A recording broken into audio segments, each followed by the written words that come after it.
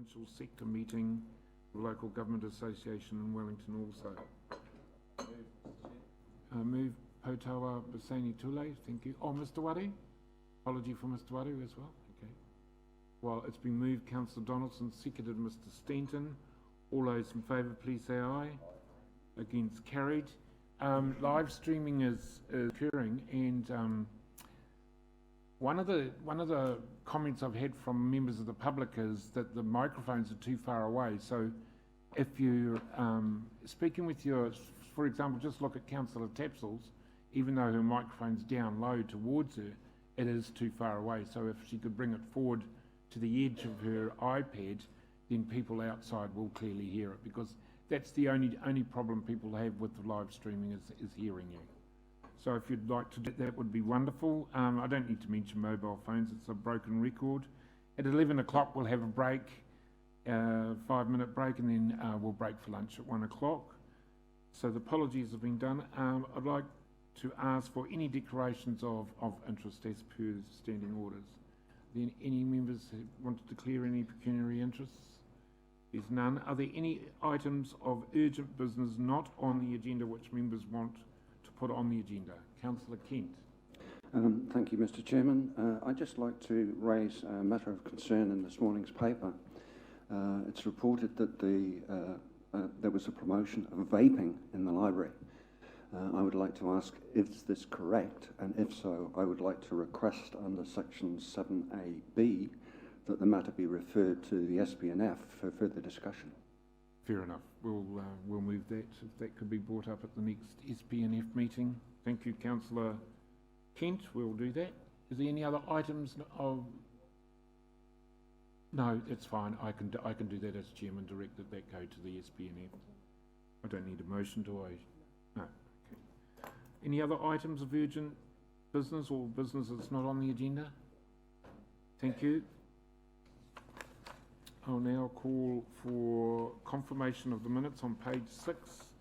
I'll move, would someone like to move that the minutes of the Operations and Monitoring Committee held on the 9th of May 2019 be confirmed as a true and correct record? Councillor Gould, seconded Councillor Hunt.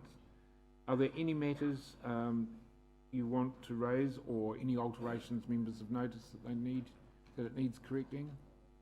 There appears to be none. All those in favour, please say aye. Against, carried. Item 5 on the agenda is, if you refer to page 13, you'll see there that 3 of our community board members went to the community board conference held on the 11th and 13th of April, and oh, it's not there actually. I haven't got it on mine. On page 13, I've just got staff reports.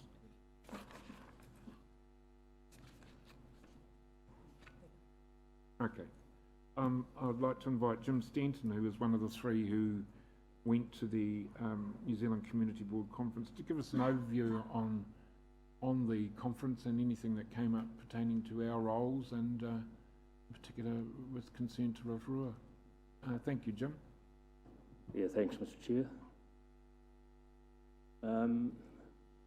Yeah, look, we see this report as providing a reasonably ample summary of the conference content, and I don't think it's necessary to regurgitate that. I'd perhaps just underline the common threads of the various presentations and messages that were identified at the conference, and which reflect the needs of community boards to play a more integral role in helping meet some of the fast evolving challenges that are facing local government, and which have been more recently highlighted and outlined in the report. We see this as including the prospect of seeking more community partnerships and participation to achieve some of the local aims and aspirations that might otherwise languish, particularly due to lack of resources and low funding priorities. And we had some enterprising case studies presented to us by various community boards at the conference, which endorse the merits of this type of approach. I think within Rotorua we've already seen some of this occurring over many years, for example, with our environmental care groups, residents assisting in around the communities in restricting catfish, managing some of the overnight visitor accommodation and that type of thing. So we see more of this happening. For example, some of our communities have put out strategic plans and asked our constituents to contribute in terms of perhaps providing voluntary expertise and resources to perhaps progress some of these aims and aspirations that we have, which ordinarily wouldn't be achievable because of a lack of funding available. So we can perhaps share, and we've seen some of that occurring already. I think the other thing I would say is that it's fair to say that Lakes Council have been a leader in facilitating inclusiveness and reacting to many of the challenges that we currently face. And we as community board members would look forward to enhancing our relationship with Council and to increasingly perform our role of promoting the demands and expectations of our communities and helping to create achievable outcomes. So that probably reflects a lot of what we discussed at this conference.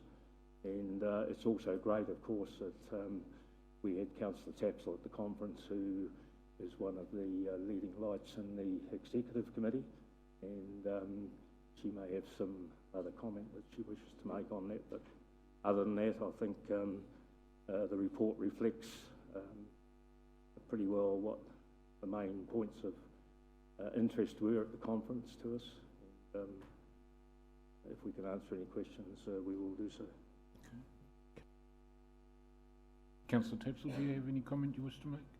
It was a pretty comprehensive report in our agenda, and thank you, Jim, for speaking to it today. Perhaps the only additional thing to add was the emphasis that also came on community boards' ability to help when we have a civil defence emergency, and the ability for the community boards to be the ones who are usually there when the problems strike and able to mobilise on the ground, and also the encouragement from them to get young people involved in the community as well, which has long-lasting effects in terms of ensuring that they stay within our communities as they continue to grow and raise their own families. So, but yeah, thank you very much. Would someone like to move the report on the New Zealand Community Board's annual conference be received? Move Councillor Hunt, seconded Councillor Maxwell. All those in favour, please say aye. Against, carried. Thank you very much, Jim, and the report is there for you all to digest. Does anyone have any questions? Yes, Councillor Maxwell. Mr. Chairman, just a question, Pātai. Next year's conference is held where? Yeah, the conference is held every 2 years. Oh.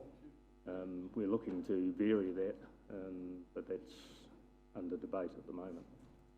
So I'm not sure where the next one's going to be held. It's every 2 years. Councillor and then Mr. Potawa Basani Tula. Yeah, thank you, Mr. Chair. I'd just like to acknowledge the contribution our community boards and the Te Tato board make to this council, engaging with our communities of interest. And there was a presentation at Zone 2, which both our community board chairs were present last week, on the role of community boards, and I think the value was clearly demonstrated. So I'd just like to acknowledge that we're well served by our boards in this council. Kia ora. Thank you for that, Councillor Donaldson, and it was interesting, Councillor Tapsell, you mentioned the accessibility of community boards during a civil defence emergency, and of course we saw that with Mr. Martin and Mrs. Trumper, both community board rural members who were at the coalface in Nongatawa when that occurred, and their assistance was greatly appreciated. And subsequent to that, of course, Mrs. Trumper is now on the working party that's working through the recommendations of that panel on the incident that happened in April last year. So there's an ongoing on-flow effect, and I hope that you explained our role in that. So that's very good. Mr. Basani Tule? Rotorua? Oh, no, okay. Welcome, Mr. Waru. Your apology was put in, so can that be removed from the recommendation, please? Thank you. Okay, we'll move to page 17, and that's the financial performance for the 10 months ended the 30th of April. I'd like to call for a mover that report titled Financial Performance for the 10 months ended 30th of April 2019 be received. Mr. Waru, seconded Councillor Kumar. Good morning and welcome, Mr. Colley. Some good news again, two months in a row. Thank you and good morning, Chair, and good morning, councillors and board members. I'll just wait for Hilda to just bring up my presentation, if that's okay. Okay. There we go. So this is the financial update for the 10 months ended 30th of April. So the themes of the previous months have continued on. So we continue to have strong revenues, in particular around the rates component. Now that's on the back of a slightly higher rate take as a result of growth in the overlying database, more revenue from water by metre as a result of the very warm, dry summer, and less remissions being paid out as well, and slightly higher penalty revenue with regards to that, just a reflection of some operational efficiencies that are taking place in that area. They're helping offset the the expense pressures that we're facing, in particular from high electricity prices, and so overall they're combining to have council roughly $500,000 better than budget. So quite pleasing that those additional revenues are helping offset those expense pressures that we're currently facing. Just for reference sake again, with regards to where we are now tracking for the year, so we've collected about $95.2 million of revenue, and with regards to our operational costs, so these are not renewal expenditure and finance costs, we've expended about $73.1 million. So obviously the difference between the two is helping support and pay for our capital renewal program. When we translate that result into how the annual report will look, or comparing back against the LTP, you'll see there that unfortunately there's a number of activities that are currently tracking behind budget. A couple of those are expected to come back on budget in the next 2 months, but there are a couple that will definitely end the year worse off as a result generally of the higher electricity expenses, and probably in the arts and culture area as a result of the maintenance and the costs associated with removing the artefacts from the museum as that project gears up. Electricity continues to put us under the pressure. The downward trend is actually continuing in pricing, and actually this last week we've actually experienced normal pricing for the first time in quite some time. To put into perspective, the southern hydro lakes are now at their highest level in probably the last 5 years, and the fixed pricing that we're currently looking to obtain is about 10% off where we would like it to be. So if we were to enter into a contract at the moment on those prices, we'd probably enter into a contract about $500,000 more than what we'd budgeted for. So as we've seen that fixed pricing come down, we'll just wait for that last little bit, and then we'll take that opportunity to secure a rate that will ensure that we're not exposed to the sorts of fluctuations that we've experienced in the last 18 months. And we're looking to fix to either a 2-year or a 3-year period, depending on where that pricing sits. So once that takes place, we'll obviously let you know with regards to the actions that we've done. But as I said, it's about 10% off.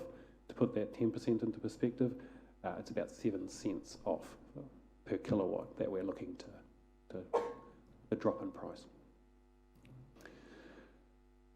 With regards to capital spend, so we're progressing quite well into the program. As we've indicated before, there's already a number of projects that have been deferred and delayed into the next financial year, and that's reflected now in our draft annual plan. Just curious, I mean, 76% of our total spend to date in that area is on infrastructural projects, so that's roading, pipes, wastewater treatment plants, water supply, pumping stations, Refuse. etc.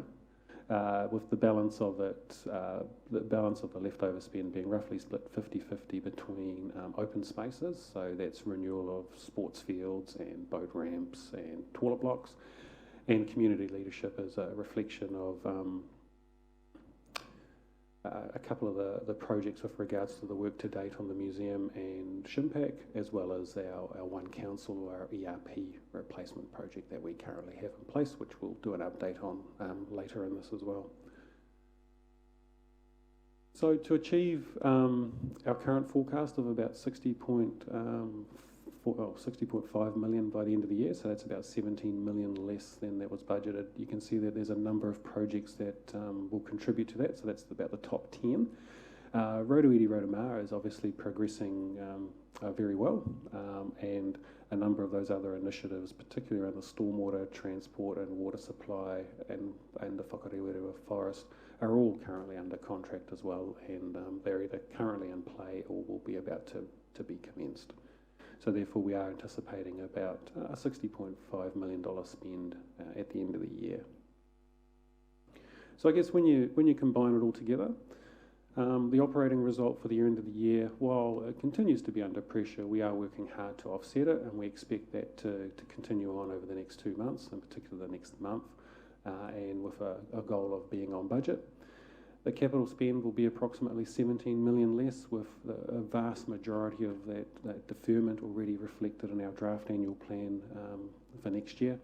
We are currently, though, chasing approximately $10 million of capital subsidies, and with a goal of targeting to have them paid to us by the 30th of June.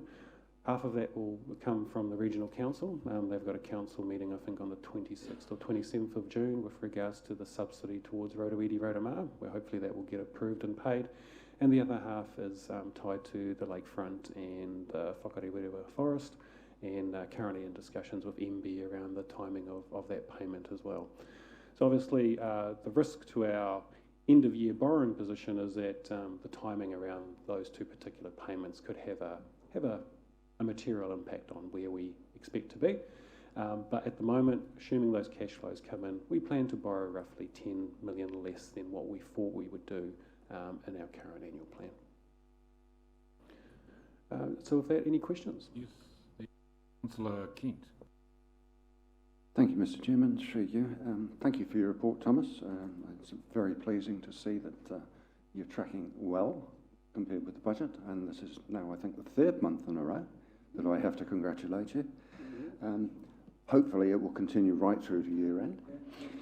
My question is, can you please just clarify for us, I mean, 756,000 is a rather large sum. How much of that is the contribution of the environmental court costs, and what are they for, please?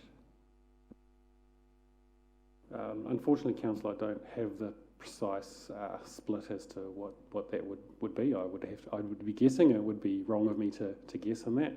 All I can say is obviously that those environmental court costs relate to the notice that the Regional Council imposed on us on the landfill with regards to a stormwater discharge, which I understand took place in an extremely high rainfall event, and obviously it's dealing with the implications of that. Councillor Gould. Thank you, Mr. Chairman. Thank you, Thomas, for your report. Page 17. You've got rates actual at 78,485,000. Year-to-date budget 77,098,000. You've got your report's dated the 30th of April. You've got rates coming in on the 20th of May. Are you anticipating that the rates will be above budget by the end of the year? And was this caused by either more rateable properties or people paying their rates, or more people paying their rates? So just clarifying, you're saying, are we on track based on the figures in front of us to exceed the $92 million for the year and the annual plan? Well, your annual plan is showing 92 million. Okay, Your actual is 78 million, which is and you've got rates 1.3 coming in above. on the 20th of May. Okay. Thank you, I'll Thomas. answer that again. I did touch on that at the start, but I'll just re-clarify for you, Councillor. So yes, for the end of the year, we are expecting a similar amount of additional revenue by year end. So that trend will continue.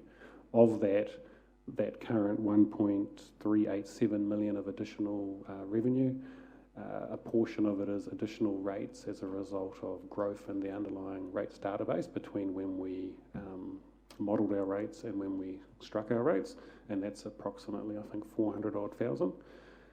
Another 400 odd thousand is additional revenues from water by meter as a result of the hot and dry summer, but we're seeing that additional revenue is just starting to decline a little bit as the months get wetter and water use drops, but we'd still anticipate by year end that will be up. And the balance is actually a result of council not providing as many rates remissions as previously in previous years, and also penalty revenue being slightly higher than anticipated as well.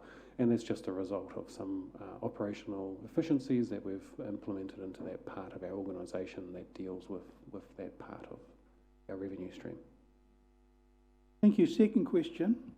On page 17, you've got fees and charges, subsidies and grants at a variance of 1,190,000. On two pages on, you're showing the capital subsidies received as a negative 5,748,000. Is that to do with the lakefront, or is that to do with other grants and subsidies which we're not aware of? Oh, I think he's already answered that as well. I had, yes. Yeah. Can you just go through it again? Obviously, Councillor Gould didn't understand. So I didn't actually mention the additional million in the subsidies, so that's timing and also some donations that were passed on to council with regards to a couple of our capital projects, and those funds are actually held in term deposit until they're needed. But with regards to the capital subsidies, councillor, that's, as I mentioned, that's the approximately 10 million that we're expecting, roughly 50-50 from the regional council in MB, and that's tied to approximately 5 million for Rotorua and another 5 million shared between the lakefront and the Whakarewerua Forest project through the provincial growth funds, yes. Okay, thank you. Councillor Gould? Okay. Any further questions? Thank you very much, Thomas. I've got a mover and seconder. All those in favour, please say aye. Against, carried. We now move to page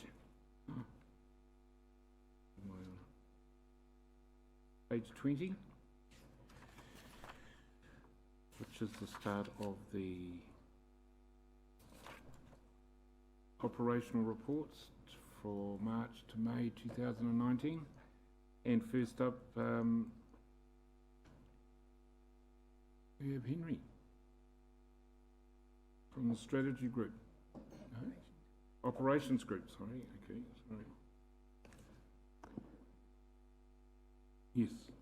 Kia ora. Welcome, Henry, and would you like to introduce Kurt? I don't think he knows everybody. Yes, kia ora, Mr Chair and councillors and board members, and we'll follow pretty well the same pattern of working through the report, but I've got Kurt Williams beside me because we're going to touch on parking in the first section of the report, and we've got just a very short presentation update on parking, but Kurt is currently the acting manager while Nevins oversees of the community and regulatory team. In his normal role, he is the leader of our parking and RMA compliance teams as well. And yeah, so I'll draw on Kurt to take us through the parking update.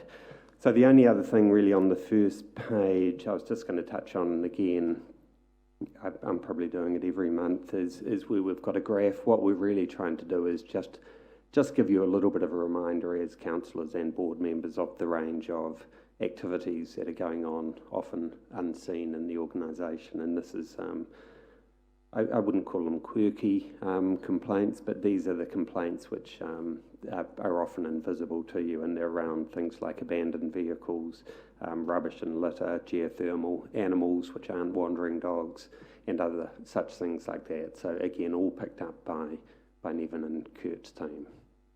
But we did just want to touch on and just give you a little bit of an update on parking. It continues to be an area of a bit of public interest, and so we want to give you a quick update and open it up for just any questions you've got as well. So we've got a short presentation.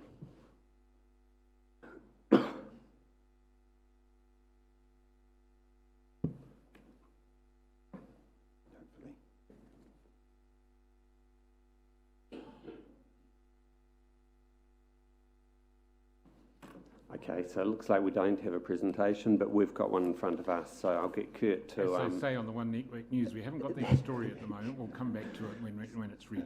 So I'll get Kurt to just take you through it. It's just an update. It was really just pictures to keep your attention, so there's not a lot of substance, and then we'll open up for questions. Well, good morning to the Chair, councillors and members. So now that we don't have the pictures, so just to give you a bit of an update on some of the milestones that we've had with the parking contract to date. So we currently have the full enforcement now being undertaken on the street with the GTechna software, which is basically the end-to-end software from reading the plates on the street through to actually issuing infringements and that sort of thing in that system. We are also aware that approximately 60% of the users are opting to use cards to pay for their transactions, and this is increasing a small bit as the months go by. The iPark and Watchdog staff that are actually performing the services on our behalf on the street are definitely starting to bring about improved consistency in the parking behaviours and what we're seeing on the street. In April, we had 2.6% of the infringements waived, which is a very small percentage, which I think speaks to the, I guess, the soundness of the procedures that are being followed out on the street as well. We had 56 faults reported across 65 machines, the majority of those being actual coin jams. So that can be anything from people shoving sticks and things into the machines, which we have always had issues with even under the old machines, through to a range of other issues, and we currently have some things in mind to help alleviate that pressure, such as a reject button being added into the machine, so a coin reject button. The average payment for parking revenue was approximately $2,000 last month, and that was per day. Previously in November, December, we had somewhere between $80 and $200, so there's definitely more people starting to actually pay for their parking on the street. Infringements issued from November 2018 through to April 2019 were in the range of somewhere around 11,500 infringements. So the previous 6 months to that under our old system, we were looking at just over 10,000.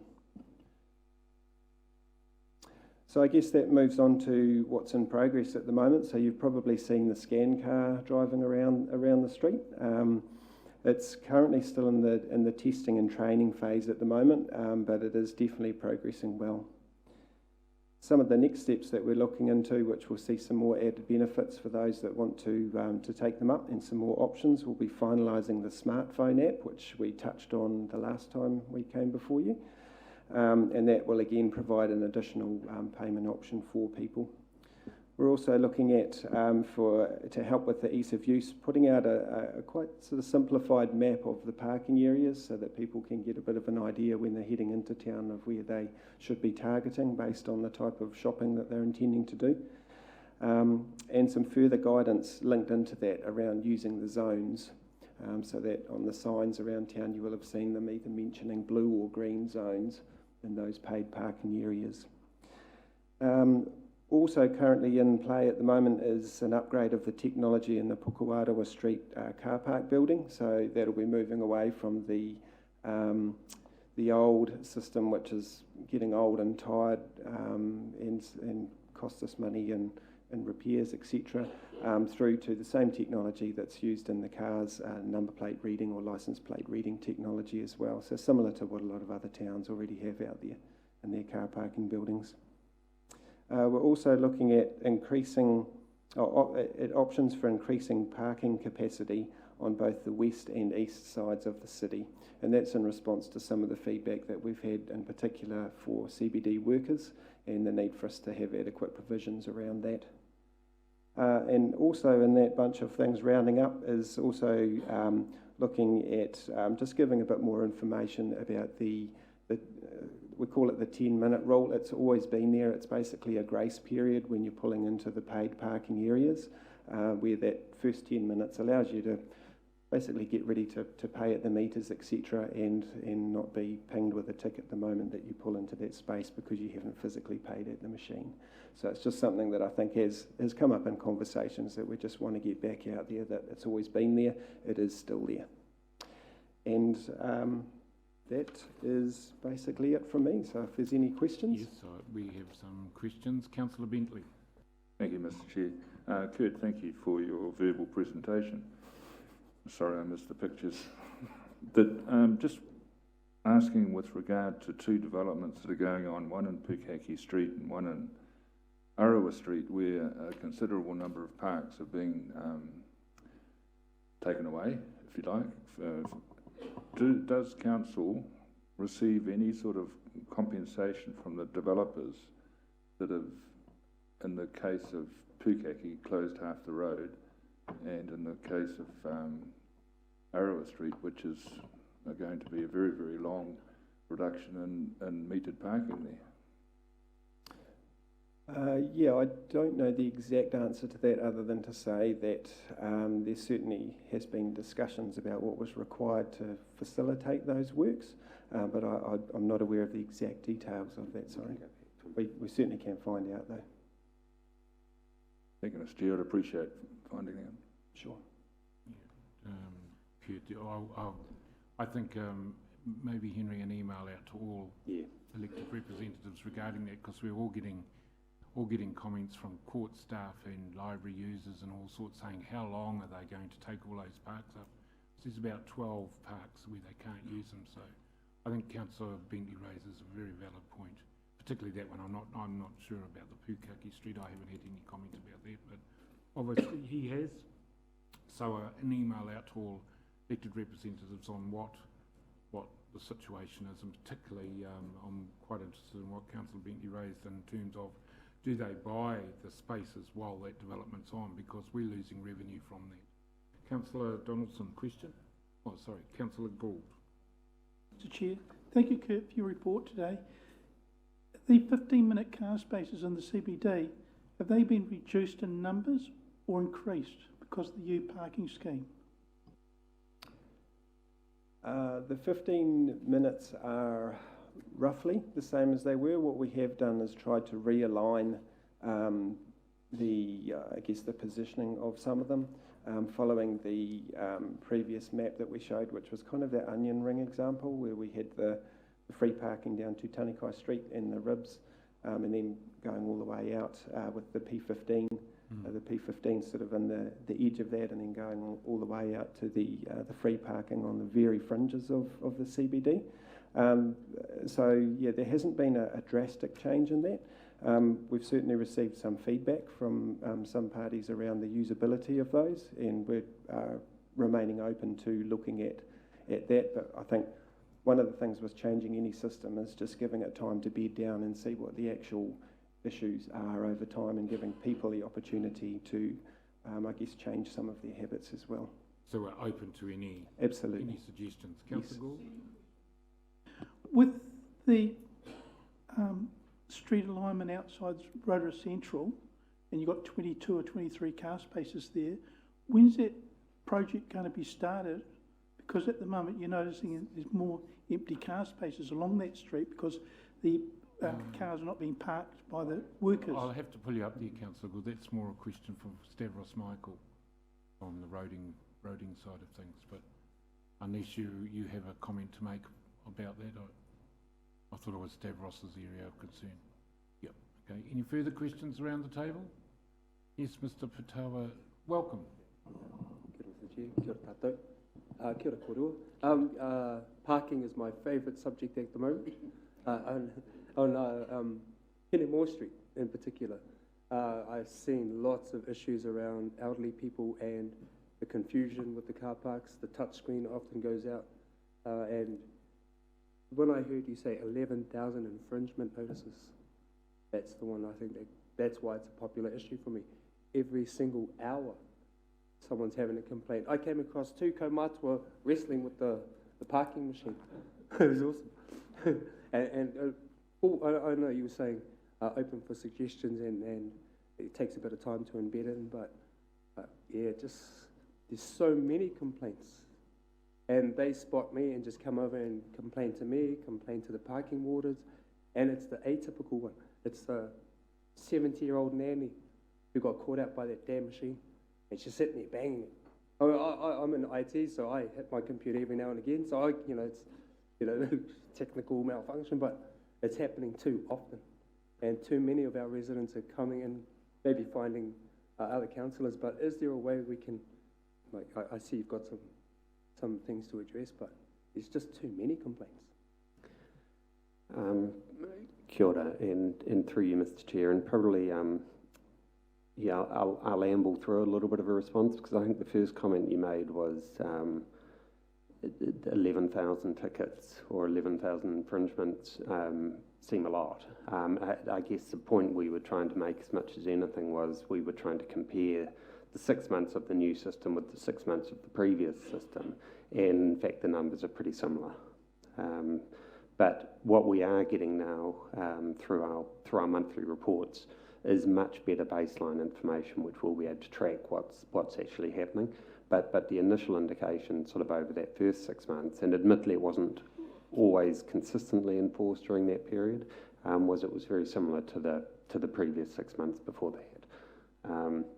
In terms of the usability, and again, the value of the reports we're getting will give us hopefully a really good picture in terms of where people are finding problems. We're not getting a massive number of complaints run through, but that doesn't mean there aren't people on the street who are struggling, and that has been, from conversations around the country, has been completely a pattern when you bring in new technology and new machines, and it does seem to be the older people in the community who struggle more. So again, as Kurt says, one of the things we have to keep doing is looking at ways we can ensure the instructions make sense to people, and what other messaging we need out there. But yeah, we're conscious we've got 2 numbers. We've got complaints that are coming into us, which are a relatively small number, but there's the anecdotal from the street as well, which we're conscious of. So thank you. I've realised that sometimes in the heat of the moment, people take it out on our parking wardens. Are they being protected in any way? I've seen an 85-year-old man telling the young guy off, and it's part of the job, but I think it can grate on you after a while if you're getting constant abuse. Is there any protection for our staff? Yeah, sure, and unfortunately, as you pointed out, it's not that uncommon. Even under the old system, our old parking wardens used to get some flack as well. But it certainly, as it is for the people that are undertaking that service on our behalf now, it is an important thing that they look after their staff, just as we did previously. All the staff are trained in conflict resolution. And I think with having a security-based subcontractor as we have as well, obviously that's sort of key in their psyche of how they carry out their everyday duties. Hopefully that's answered your question. Could a suggestion be we go back to the old meter maid ladies? I'm not suggesting they walk around in bikinis like they used to, but during the next school holidays, maybe having in those high usage areas, having, say, a young person or somebody who's savvy in terms of the mechanism to be used. I mean, this happened when ATMs came out. I can remember Noel Queer and Nongata actually talking to the machine because she thought the Kit Kat people were in behind dishing out Kit Kats for people who were having a nice day. So I think Patawa raises a very, very good point. I think that maybe we look at a strategy of having, say, a roving person at those high usage areas in Hinimore to Tanakai Street where those machines are and helping people through them rather than banging them over the head. A lot of people just give up and just walk away and they get an infringement notice. So you're not getting those complaints, but you're getting the infringement tickets. Yes, you said that they aren't high, but let's try and get them lower. Can we take something like that on board and have a look at something like that? And again, I think as part of that ongoing process, we can look at all sorts of options. I suspect that our wardens out there are playing that role to quite a big degree. There are obviously only 3 or 4 of them. We've also got the guardians on the street who are playing the role.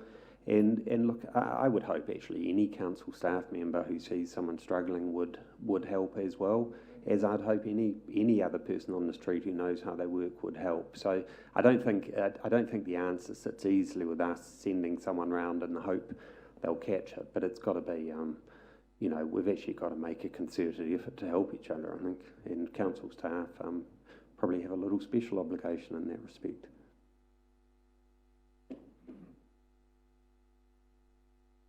Tēnā koe te tiamana o tira tātou katoa mōrena. Thank you, Kurt. Thank you, Henry, for your report. I guess some of the kōrero we just listened to, it's not new. However, something that is new is that some of the tables I sit at,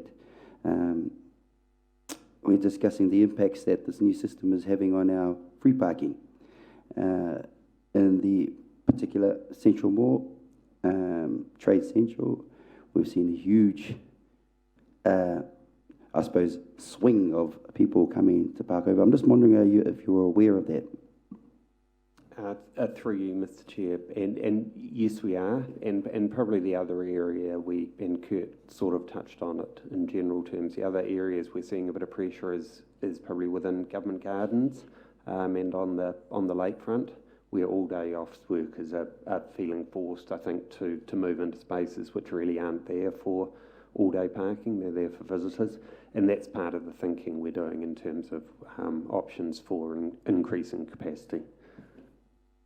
Oh, just another question to that. So there are options to work with you. Oh, kia ora. Thank you. Thank you, Chairperson. Thank you, Kurt and Henry. I guess, as Mr. Wauru said, this is nothing we haven't touched before. Parking's always been a contentious issue. Whether you go to the airport, wherever you go, nobody wants to pay for parking. It's just an unnecessary evil because of the spaces that are afforded to us. I think Rotorua actually double-dipped on his question and touched what I wanted to, because while we were looking at the frustrations from people's point of view, I just wanted to know what was the health and safety for the staff that are dealing with it. Because there's a time in the UK when parking wardens were the most loathed people, like not people as a person, but just as a vocation. And over here they do come under flak as well. So the job's not easy. And I'm just wondering, from our point of view as an employer, how do we sustain and whether we have a problem there or not? Yeah, and it is an interesting question. I think sustaining it is the difficult part with any enforcement role.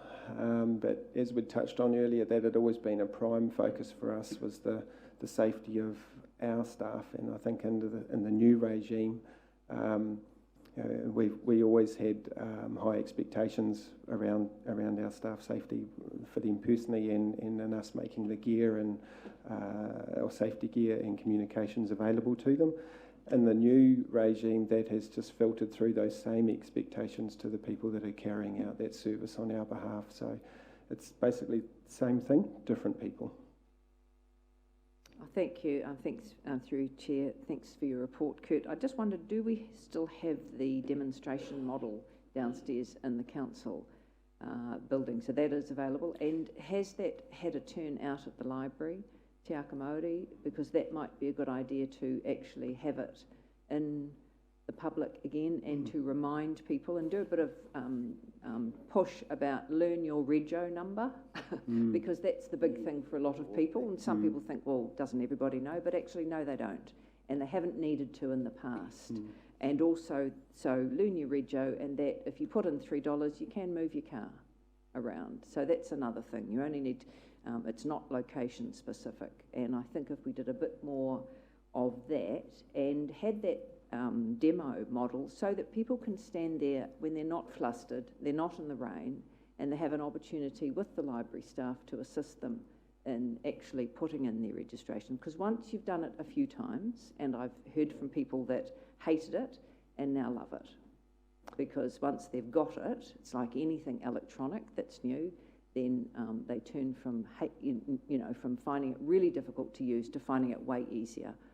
And again, the fact that if you've got coins, cross the road, because one of the machines, if it's not the one you're in front of, the one directly across the road will take your coins. So for those people to understand that we do cater for both, and that someone has to pay for parking, and generally it's, if you're using it, that's a reasonable recommendation that you're paying for it. So Okay, I just wondered if that could be possible. Address your question regarding putting it in the library and out in the public spaces, because practice makes perfect. No, sure. I think, yeah, that's definitely some great ideas in there. The machine that we've currently got is still down in the customer centre, and I know our customer centre take it very seriously, that when they have somebody that's even remotely unsure of it, they use it for exactly that purpose. They'll take them there and show them through it. In fact, to the extent of saying, well, hey, you've parked out on the street, you've got a few concerns, let's pay for your parking while you're here in the customer centre. So they're able to do that. So it is just about spreading the word, so some definite great suggestions in there. Thank you. Councillor Bentley. Oh, thank you, Mr. Chair. Henry's actually answered my question. It was in reply to your request to have a specified person going around teaching people. He said that the Guardians are already doing this, and I think that's wonderful. Councillor Donaldson. Thank you, Mr. Chair. My observation and question was a bit along the lines of that of Councillor Hunt. So through you, I'm one of the 40% that still uses coins, but love that tutorial down in the customer centre. And I just wonder, is that on YouTube, and could there be a link to that on the actual machine so that people can just look at it up on their cell phone and look at the tutorial on their cell phone while they're at the machine? Might be a useful way of, but I think that a lot of the heat has gone out of this. Oh, I think there's been some brilliant suggestions coming out here this morning, and I saw Kurt's nodding his head, so they'll look at that as an option, and also a link to our website. Councillor Kent. Thank you, Mr. Chairman. Through you. I think you've actually made an excellent suggestion about getting some people out there to help educate those who are having difficulty. And my suggestion is, why don't we put this as sort of a pull of a few school students during the holidays, give them a banner, parking help, or whatever, council parking help, let them go around, because most older people who are angry and frustrated dealing with the machine know that the younger kids can deal with technology, and you won't get any adverse reaction to a young kid trying to help them. Just a suggestion. I agree with you, Councillor Kent. I think a three-week concentrated program, as Mr. Patawa Sani Tuli was saying, in those high use areas, I think it would pay dividends. I mean, we employ, say 6 students at 6 of those portals, and look after the. I mean, admittedly, the Guardians do it, but they've got other responsibilities too. And if an incident occurs, they're not going to say to the 84-year-old, "Oh, hang on a minute, I've got to go and deal with this people fighting in Tanaka Street," or whatever it is. So I think to seriously look at that, take on board what Councillor Donaldson said, and I think we can move forward. Are there any other questions of the report? Mr. Waddy? Kia ora, Mr. Chair. Just one more quickly. Forgot to ask the last time. I've been asked to ask that sometimes there have been a few people who have parked up, and when they've gone to the machine, it's not done what it's meant to have done, or they've not been able to do it. Obviously, you just said they're going to be issued with an automatic infringement. Is there a way to deal with it? Yes, there is, and good question. So if anybody at any stage has difficulties or technical difficulties with one of the machines, There is a phone number listed on the sticker above the screen, and that also has the actual number of that machine on it. So the benefit in calling that through is obviously you're helping out anybody else that may come along after you as well. Yeah. But iPark can often remotely fix issues from Auckland. They also have a track record. If there was something wrong with the screen, for instance, they can still see if there has been a payment made to that machine, regardless of what's going on the physical screen. So I would encourage anybody that ever comes across something that remotely resembles a fault, just to give that number a call and actually get that logged and fixed. Thank you. Anything else you want to raise in your operations group report? Look, I'm happy to look at that. There probably are a couple of things I'd like to touch on actually, and then Rob will pop up around the sport, recreation. So going through probably on the third page of the operation report, it's just highlighting the reference to the special housing area, and the fact that I think the last you probably knew about it was that it had been to the Minister's office. It got referred back to the applicant for some additional work to be done. They've done that additional work. They've had more flood information put together. They've revised their application.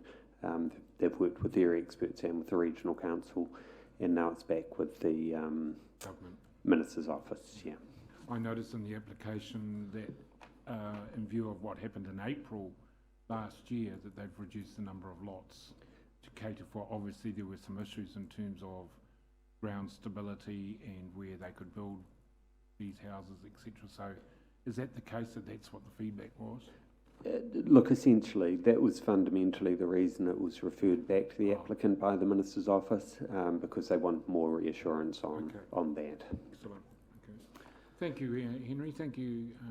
Sorry, we've got another question. Just jumped out of the woodwork. Councillor Gould. Chair, can I ask a question about page 23 on the museum? Okay. The report, does that mean that you're looking for tenders at the moment, or has a tender gone out and the work is going to start 1st of July, like it planned last year? In other words, you're going to send out a list of who the tenders could be, then send them the documents, and then you get the tender information coming in, and then starting the project 1st of July, or has that been delayed a little bit? I'm trying to work out which bit you're referring to. Is that the under the first paragraph, 4.3.1, or? We've been told last week it's going to cost between 45 and $50 million. You've got due for completion by June. No, sorry, that's the design phase. So that's the developed design stage, which should be finished by June. Then you move into the detailed design, and once you're through that or towards the end of that process, then you're moving into the main construction contracts. So there's certainly we're still intending to get enabling work done, really what they call enabling work, and particularly around asbestos, started as soon as possible. But the actual contracting of the construction will follow the detailed design process. So we're only in the developed design. When you're in the design stage, when are you planning for the contract to be let? Is that going to be October, November, or next year? Which contract are you talking about, Councillor Gould?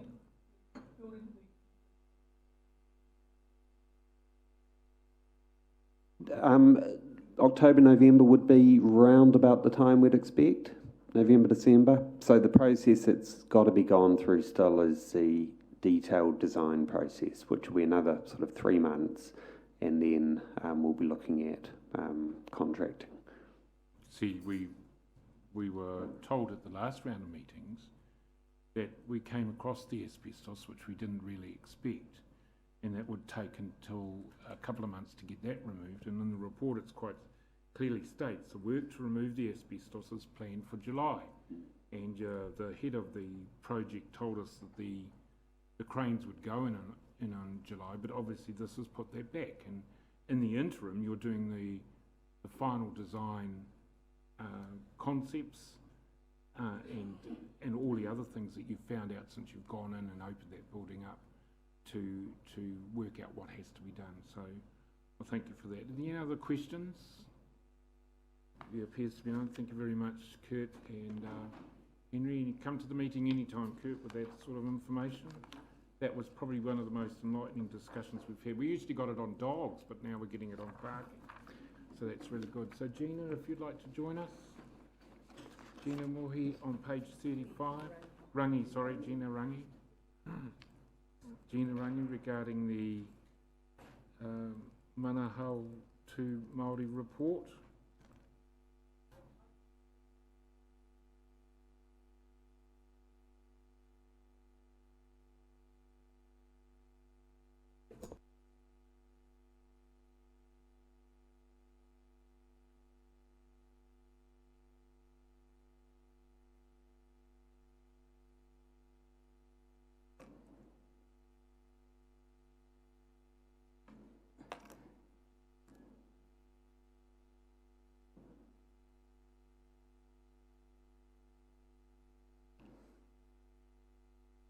Okay, Gino, I'm sorry, it's my muck-up in the chair. Just stay there. Rob, if you'd like to come to the front desk. You've got it's my muck-up. The sport, I flicked too many pages. On page 29 is the Sport and Recreation and Environment report, and as you can see, Rob bi-monthly gives us an update on all the projects that his department in the Sport and Recreation and Environment area are involved in. And are there any there that you want to highlight, Rob, that you... Kia ora koutou, and through you, the Chair. I've actually come in here and received quite a few questions this morning, so that's probably refined a little bit. That has got some areas where I think it's worth highlighting some points.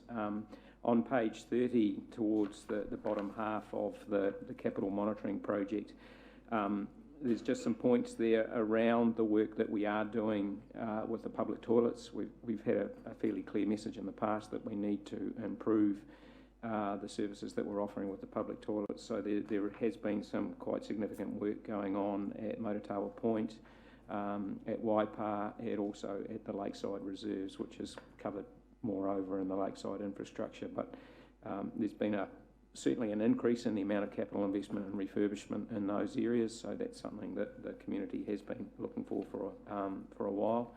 And then moving across onto page 31, halfway down around lakes infrastructure, that's another area that has been pointed out in terms of making sure that we're working on some of those Vision 2030 attributes that the city has. So significant investment in the infrastructure this year. We started with some work at Tarawera, working on the boat ramp.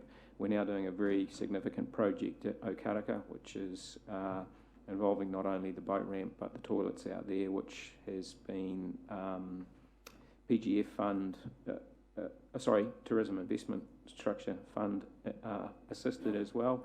The intention is that we'll go back to Tarawera next year for another significant piece of work at the Tarawera landing, and then hopefully into Otara Marae the year after. So again, that's part of that infrastructure projects that we're working on making improvements.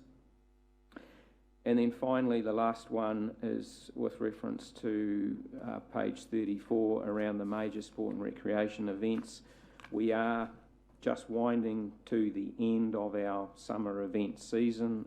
The last 2-month period that this covers is a very significant time, because events tend to avoid that Christmas period, and then the late summer is when they hit very hard in our open spaces. So there's high levels of activation, strong community support, which is very important too. So we need to make sure these events work with the community and not only bring people to town, but don't upset our communities where they are being held. And of course, the final one there is the partnership that we've managed with the Bay of Plenty Rugby Union around the Maori All Blacks versus Fiji test next month. And that's sort of I suppose that's a reflection of the fact that we have been working more with the Bay of Plenty Rugby Union over the last 12 to 18 months and set up a performance training area at the stadium, and now those sorts of relationships are paying off with co-applications for securing these national level events. So happy to take any questions. To highlight the areas where the lakes and the rural community boards have also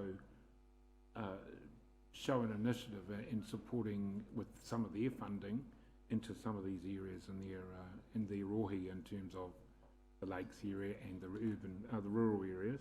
So is that why all these public toilets have been attended to? The Lakes Community Board has certainly, they've actually initiated some of the projects that we've kicked off.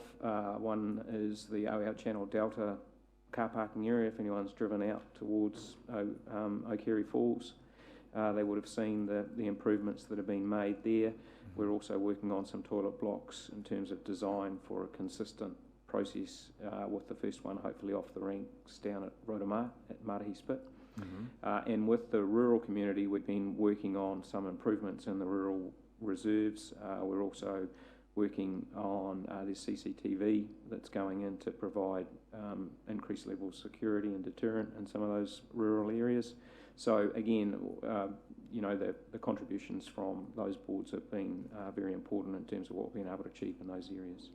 What I wanted to highlight to members was you'll see through Rob's report, rather than tacit after the event notification, local iwi, local hapu, te tau are involved at the infancy, and in fact some of the suggestions that they have made have been included in the infrastructure that's been built around the lakes and the rural areas. So I thank them for that and your contribution to that, and making sure that consultation occurs, because in the past we've been thwarted because we haven't spoken to the right people, and that is now S of course, not S of a nicety. It's now part of our normal processes. So just wanted to highlight that, and then keep noting it in here that you have to, the one at Gisborne Point, I've been on council a long time, and Gisborne Point has been a pain in the neck for probably 25 years. But you got and spoke to the local hapu for support, and now it's going to be a reality, which I'm delighted at, and that's going to help those fishermen and the boat users out at Gisborne Point immensely, because they've had nothing, and they normally have to go right round the other side of the lake to get their boats in. So thank you for that, Rob, for your work there. Councillor Donaldson. Thank you, Mr. Chair. Through you, Rob, just on page 34 regarding events recently or secured or under proposal, the Oxfam International Walking Festival. How does that relate with our Rotorua International Walking Festival that has been running for about 25 years? Is there any correlation, any discussion? Are we working with that festival, or is this completely separate? It's a good question. That's a good question. I can't actually give you the answer for that. I suppose what I can tell you is that we were unable to secure that event. We didn't have as deep a pockets as some of the other people after that one. Okay. Councillor Tapsell. Thank you, Mr. Chair, and thank you, Rob, for your presentation. The question I have is on page 31 around sports facilities and the car park improvements. I know there's a lot of work that your team does, so it's probably why it's not mentioned, but I am aware that Puketa Whiro, as you mentioned here, will have improvements to their car park, but actually there will be quite significant improvements, which is very important in terms of community safety.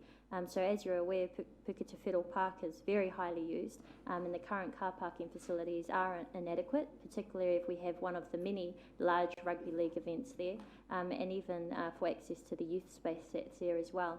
And families that take their children quite often have to park on Te Ngai Road on those grass verges on both sides of the road, which is a community safety and traffic congestion issue. So if you're just able to share with us how many car parks will be added to that facility, because I think that will be much needed and appreciated by the many families that use that. Certainly through you, the Chair. Yes, Puketa Whiro Park is one of our parks through our sports field supply and demand work that we found is a very good quality sports field area. It's basically one of our best conditioned grounds. It's got a high capacity to serve a lot of playing hours on it. So it's one that certainly does put its hand up for further investment. So we're putting a car park in there of about 191 car parks, which is going to go in there, which is going to be spread across 2 sites. one accessed off Tenai Road for that play area, which is a change in NZTA's approach to how that could be managed, but the rest of it coming off Vaughan's Road. We're also putting lights in there, and they're actually going in there at the moment, so we're going to provide field lighting for more fields, which has actually changed the whole way that codes are relating to Puketawhero Park. As you'll know, it was a significant rugby league ground. Now that we can get some lights in there, we can increase the playability. We're able to move some football off Neil Hunt Park onto Puketawhero as well for training. So that's quite a significant change in behaviours of codes. So we're actually able to start using our grounds better, and then that is part of that whole sports field supply and demand work is what are the areas we can make these changes to provide better service for our sports teams and clubs across the city. It's just a matter of respecting people and talking to the right people again. And Jenny Nahu and the team out, this happened about 3 or 4 years ago when they came to us about the toilets. I went down there on a Saturday morning just to observe, and all the children were doing their ablutions in the bushes, and so we got the multi-use toilets that are accessed from Puketawhero Park, the league ground, as well as the play area, and then Rotary came on board, and the partnerships that were built in the community, that's one of the huge successes, and you drive past there any time. Like Haringa Park at Kotu and others, those playgrounds have been one of the best investments that this council has made, in conjunction with the Makoia Community Association as well. They played an integral part in that.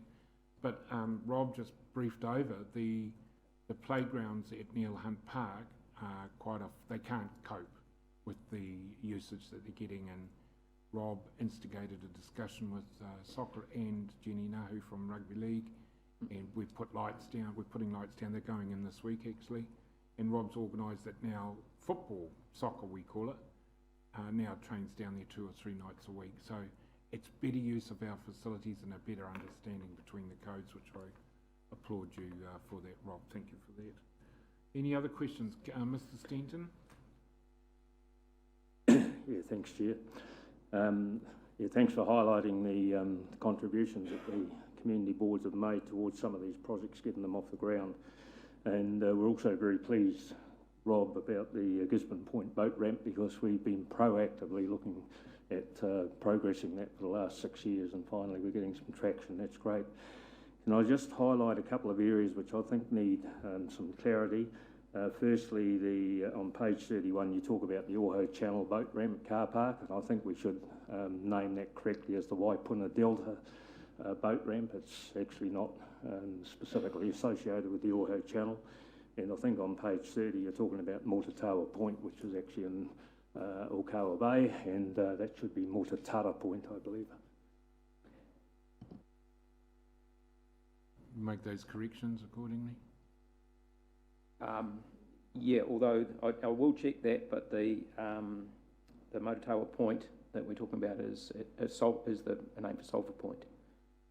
That's Motatara Point. Motatara, yeah. Motatara is Sulphur Point. Yeah. Mr. Waddy? Yep. You're right. I got that right? Got it. So we're talking about 2 different toilet blocks. Any further questions of Rob's report? Thank you very much, Rob. And sorry we overlooked you. That was my error. Finally, Gina Rangi, welcome. Kia ora tātou. We're looking at page 35 onwards.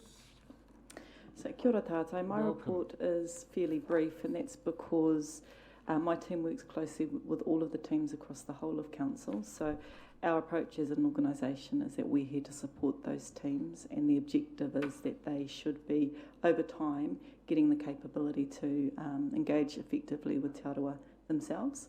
So we're often called in at the beginning and throughout a particular project, but really the intention is that those teams themselves should be developing good relationships. So hopefully as time we can move on to other things. The particular projects that my team are supporting at the moment are listed there, and the work is really dealt with in the main body of the report. So that's the Lakefront Reserve Whakarewarewa Forest, the Rotuiti Rotoma Sewage Scheme, which of course has gone through resource consenting, but it's primarily around the tender processes and implementation of the consents, and the Rotorua wastewater treatment plant and the consenting processes around them. We have had recent training opportunities for staff, including the Te Arawa lecture series. We were fortunate to have both Wetini Mitai and Ngātai come in, as well as June Northcroft Grant. And the intention is to really share with council staff parts of Te Arawa that they might not ordinarily be familiar with within their own workplace. So June talked about her work regarding the incredible artworks that she has been at the forefront of, as well as a lot of the health and community work that she's been doing. And Wetini talked about his incredible story around the development of Mitai, but also around the social and cultural outcomes that come with economic development. The other major project that we consistently deliver is the Noho Marae program, which was held on the 7th and 8th of May at Kiaro Marae. The Noho Marae program is really about an induction process for new staff, as well as getting our existing staff along to understand some of the history of Te Arawa, but also how to operate within a bicultural organisation. It's quite an intense course. We always have very, very good feedback from our staff, some of whom can be a little bit apprehensive before they go, but always come back having really enjoyed it and thinking about how they can apply what they've learnt in their day-to-day jobs. So if there are any questions? So Gina, you highlighted in your report that you're supporting engagement with Te Arawa across those other council functions. Mm-hmm. You're also a conduit for some of the things that Rob reported in his report in terms of getting those relationships up and going and making sure the right people are being spoken to. I think that particular team is a really good example of where people have developed really effective relationships themselves. So we very rarely need to come in and support, because there's often long-standing operational relationships with the right people already. It helps that, it's often a very positive kaupapa that people want to be involved with. It's a little bit more difficult when you're talking about wastewater, for example. No. But that particular team has invested a lot of time to develop really robust relationships where they can just pick up the phone and talk to the right people. Excellent. Any questions of Gina? Yes, Councillor Maxwell. Thank you, Gina, for the report. Just a question which might be yourselves or even our Te Tātou members. Have we got any personnel going to the Te Maruata hui that's being held a day prior to the local government conference in Wellington? Yes, there is. I know that Gina Mohi is a member. Nice. I'm not sure if she's attending this year, but she is. And Te Taru and the chair, as well as Jude Pani, will also be there as well. Very good.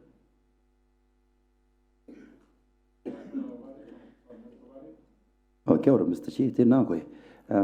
Kia ora, Gina. The Te Arawa Stories Lecture Program and the Noho Marae. Just wondering how well attended they are. Very well attended. We try not to have too many people on the Noho Marae because it's quite difficult to facilitate what can be quite new conversations for people. Yep, and overwhelming. So we try to keep that between 15 and 20 people. And they're always fully subscribed. We try not to go over the 20 mark and keep it around 17. That seems to be the most effective way of getting good discussion. And the lecture series are always well attended across council. We also get elected members coming in as well as members of the public. And just to add to that, sorry. I'll just add to that too. I accidentally walked into Te Reo training session the other night, and I was blown away. There was about 40 people in there. Yes. So these are members of staff who are upskilling in Te Reo. We have two programs. We have those who are fairly competent and able to engage in a whole class fully in Te Reo, and then we also have the beginners program, and again, those are very well supported, so 2 classes every week. Kei te pai, good to hear. Did you stay in the class, Mr. Chair? Great. In your report, Dina, you mentioned there's some interest from other organisations as well. Just seeing, you know, how you council are doing things. You know, how are they coming to you? Are they attending the wānanga? Are they contacting you directly? How? We've had staff with similar roles in other big organisations here in Rotorua asking if they can attend because they're thinking about how they develop their own similar programs. I'm quite supportive of that happening, although they're not allowed to steal our facilitators. Our facilitators are nationally are quite under demand in terms of locking them into dates here, so we're fortunate that we're able to secure them. Thank you very much, Gina, for your report. Always a delight to hear how people are embracing the Te Arawa relationship. We'll now move to page 36 for the strategy report, led by John Paul Gaston and Rosemary Viskovich, who are going to do a PowerPoint presentation with regard to climate change, I understand. Morning everyone, my pictures are here, so that's a good start for us. Councillors, we've got attached to our report this month the UN Global Compact monthly report, and whilst it gets wrapped up in that UN Global Compact title, really what this plan captures is a lot of the work that's been undertaken by our organisation in the sustainability and climate change space. So we just thought it was important for us just to talk a bit about that and really give a nod to the operational departments who, for their work, this is business as usual. So we're just going to highlight a few of those key points for it. So I'm just going to hand over to Rosemary just to take us through a short presentation. Thank you. Through you, Mr. Chair. So the UN Global Compact Cities Programme. So this is a program that Council signed up to in 2015, and we use that for the framework and their city scan tool to make an assessment of our city around sustainability issues and to develop our strategy for sustainable living. We are currently an innovating council participant in the program. We began just as an ordinary participant. We developed our strategy, which made us a leading participant, and now our Sanatorium Reserve Restoration Project is our innovating project that we share with them. We report to the program once every 2 years, so this is our second report, and the report really has a set framework where it covers really reporting against our strategy objectives and relating that to the Compact's 10 goals and the UN Sustainable Development Goals. So it's a fairly comprehensive report.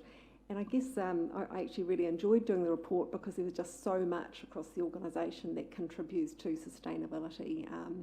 And I think probably many of the things that we've written there, people who are doing them aren't even thinking that that's contributing to sustainability, but it is. So our sixth objective in the strategy is around climate change and being ready for a coming low carbon economy and so on. Basically, we want council to be well positioned for what's coming in the future. There's a lot of things outside of our control, but it's being positioned well for both adapting and mitigating and the things that will happen globally that will change the world that we live in the future. The Net Carbon Zero Act coming from Parliament and having more central government messages coming forward actually puts more of a spotlight on this issue, and we've had the students come around the climate change issues marching to councils around the country quite recently.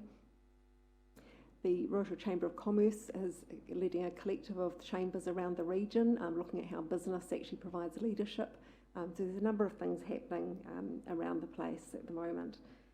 We also work as part of a collective with all the other councils in this region, in the Bay of Plenty region, and everyone's at slightly different stages, but it's around sharing information and best practice and ideas and not duplicating things that we can do better together.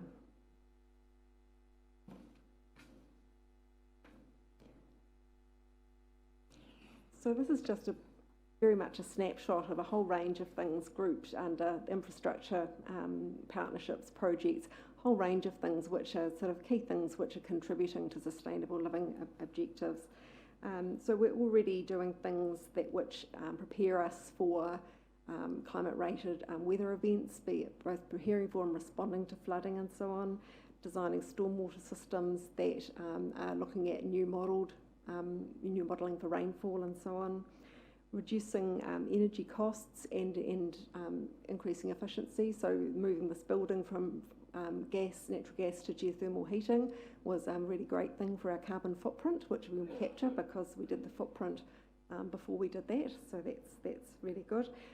Developing facilities for active transport and cycling and walking and promoting those things, reducing waste to landfill, increasing recycling, all those things are contributing. Council replaced one vehicle with 4 e-bikes, which have been really, really popular. I'm not quite sure if Thomas is planning on supporting some more of that going on, but I know the e-bikes, if any of you have tried them, they're really great. And we've also got sustainability options who've been contracted for the last couple of years, providing independent home advice to homeowners, again, trying to improve people's living conditions, energy efficiency and so on.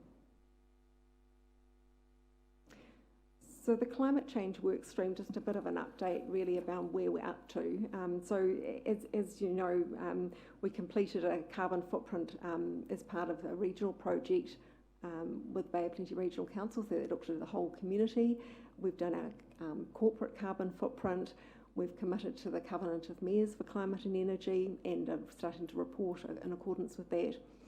At the moment, we've been doing an assessment of risk and vulnerability, which is really around the need for adaptation. And we've been starting to develop the draft Adaptation Mitigation Action Plan, which again is part of this whole commitment. In April, we had some internal workshops, so that had some key internal staff from across the organisation and some elected members at a workshop. And this week, we've held external workshops. So on Tuesday evening, we had about 20 young people and some of their supporters come along, and they were really inspiring, had some great ideas. We're working together, and I'm sure we'll keep working with them. So they were, again, looking at what are some of the ideas of what's going to happen and what needs to happen and what actions should be taking place. And then yesterday we also had a workshop with other wider sector key informants, and that included, and I've got a list here, Chamber of Commerce, Scion, MPI, NZTA, Regional Council, Public Health, Te Arawa Lakes Trust, Te Arawa River Iwi Trust, Sustainable Business Network, Tourism Industry Association, DOC, Toyo Homai, and that's just the ones that I could remember quickly this morning. And that was a really good conversation with people coming together around what they're each doing that will contribute in the Rotorua area. And I think that started some good conversations. There were certainly people swapping phone numbers at the end and wanting to know a bit more about what each other are doing, because often we're working in silos, and the idea is we bring this together around all the other people who are contributing and how we support and leverage all of those activities. So the stage that we're at now is really looking at how we progress this and the timeline around that. Ideally, for me, I think that we've got a draft, and this is just the draft plan, I should add, this is not the final plan, the draft plan which we will have developed, which we could bring to SPNF next month, and then following that, spend some time engaging further with the wider community around those ideas and capturing their thoughts and things in there, with a final action plan coming to council, coming to the new council either late this year or early next year for approval. The alternative will be to go a bit slower and to keep drafting and not bring the draft plan until it's with the new council, and then engagement to follow that. And obviously that just takes a bit longer to get a final plan. In some places there's been a call for declaring climate emergency. My sense is that we're actually quite a long way down a lot of work at the moment, and it will be the most important call to actually we could have will be to finish our action plan and to be actually following through with some of those actions. So I guess I'm looking for an indication of support around the timeline as to whether you'd like us to progress at this rate or whether you'd like us to slow it down. So that's the question you're asking the committee. In terms of where you think we're at as an organisation, Rosemary, would you prefer number one, because regardless of the community consultation and regardless of who's elected to the council, we're going to go down this path anyway. So wouldn't it be better to get the information ready for the new council to digest in November, December, January, February, or whenever it is? That would be my recommendation, would be to keep going, because we've got a good momentum at the moment and good engagement across wider sectors. And we're not starting from scratch in Rotorua, where others are. That's why they're calling for these national emergency type things. So any comments around the table, please? Councillor Hunt. So I'm not sure whether you require us to move that, but I certainly support option one as you've got it up there. As Rosemary said, this community is well underway. It's across the whole council, and I think that this is a really good indicator to our community that we are taking it seriously, and we're putting our money where our mouth is. We're putting some energy behind it, and we want to get on with the work. So that would be my recommendation. If there's one required, I'd move that. Through Mr. Chair, we just wanted to steer from you at this stage. So before we came with the draft report, as Rosemary has indicated, we just wanted a feel from you about whether you think it's appropriately that we keep the momentum going, even though it will straddle the election period. So that was the kind of guidance we were looking before we brought the report to you. So I don't believe we need a resolution. We'll just bring the item to you. I think what we should do is just get a principle of support by either one or two, and in July when you bring the report through to SPNF, I think that's when the recommendations should be on the table. Councillor Donaldson. Thank you, Mr. Chair. Through you, thank you, Rosemary, for an excellent report, and I agree with your comment. I think the work that Council has done is a far more tangible action than simply declaring a climate change emergency or crisis exists. We've acknowledged that through the work we were doing. It's not only this council, it's agencies such as NZTA who are now trying to implement the new national policy statement in terms of transport alternatives. So, you know, they're pushing ahead with a whole new rollout of delivery of that of NZTA projects directed at that national policy statement. So I would certainly support option one. Thank you, Mr. Chairman, through you. Thank you, Rosemary and JP. I certainly also support option one as far as I'm concerned. Yes, there's an election coming up, but it's business as usual until that time. And not only that, I don't think there's anything remotely contentious in proceeding at this pace. Mr. Pasani Tule. Well, Mr. Chair, kia ora koutou. Kia ora, Rosemary.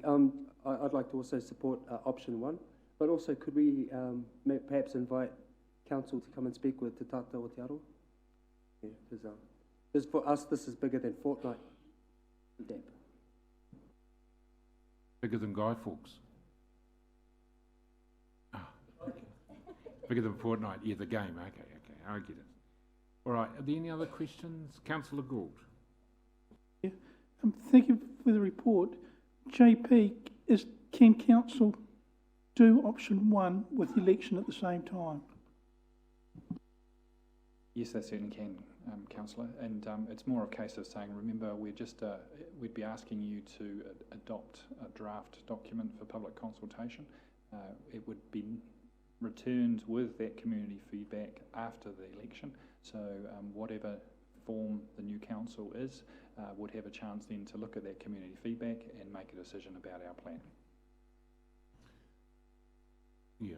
I think that's most of the work's been done, so it'll be developed up in July next month. Finally, Councillor Tapsell, to summarise as our portfolio lead on sustainability. Thank you, Mr. Chair, and thank you for the opportunity just to sum up, and thank you to my fellow colleagues for the support to carry this on. We are currently trailblazing in terms of all councils in New Zealand and the work that we've been doing around environmental projects. It's something we should be quite proud of, and we don't really acknowledge or recognise it as much because our staff are so busy with their heads down getting it done. So I want to thank the staff that have been involved. It's really significant for our community. As you're aware, the student strikes for climate change that occurred here in Rotorua, we had over 200 students actually come to council, and then we welcomed them into this chamber, and they filled us up, so much so they had to sit on the ground as well. So it is very much a topical and important issue for them. And the great thing about this draft action plan is we're finding local solutions to this global issue. We're finding through risk and vulnerability reports where will we be vulnerable in future, and how can we start to invest in and focus on the areas that we will need to in future as we continue to have severe weather impacts on our local area, our local district. So I just want to thank you for allowing us to continue with this through that time, and just remind you that actually, although this is Rotorua Lakes Council leading it, this is very much a Rotorua district plan. And Rosemary, thank you for having that list. It's very comprehensive, and I've never sat in a room with so many people from so many organisations focusing on this one goal. So not only is it the young people, but we have business leaders, iwi leaders, and local community involved in it as well. So thank you very much, and I look forward to presenting the report to you guys next month. Thank you for that, Councillor Tapsell. I mean, Rosemary, this is very similar to the baby boomers, which I'm one of. My grandmother used to struggle with electricity. My mother struggled with an automatic washing machine. I, 20 or 30 years ago, struggled with the introduction of a microwave oven. So I see climate change, although it's not a sexy subject to the majority of people in the community, it's something that our young people have taken hold of and grasp with both hands. Some of us don't understand it, but that's our problem. We need to get it alongside people who are advocating for this climate change and the different footprints and all those sorts of things, because the people of today want an environment and a country that they can that they're proud of, that we, the baby boomers, to a certain degree, have used over the 40s, 50s, 60s, 70s, 80s, 90s, and now's time to take stock. So I support you, Councillor Tapsell, and I look forward to the report coming back in July, because we all need to be educated as to where we're heading with this and what the implications are. So thank you very much for your report. Are there any other questions on JP's report? Because it is quite extensive with regard to local body elections. It covers that. There's also the pilot being undertaken which is really exciting at Sunset Primary School, in conjunction with the bike force and with the Aquatic Centre and Big Brother, Big Sister, all these ukulele orchestras and all sorts of things. I mean, these people are just embracing what we are putting to them. So has anyone got any questions, or would you like to highlight anything there, JP? Through Mr. Chair, no, I was just going to take it as read and take answer any questions. Okay, cool. Thank you. Any questions? No. Okay, thank you very much for your report. We'll now move to Stavros on page 64, which is the infrastructure group.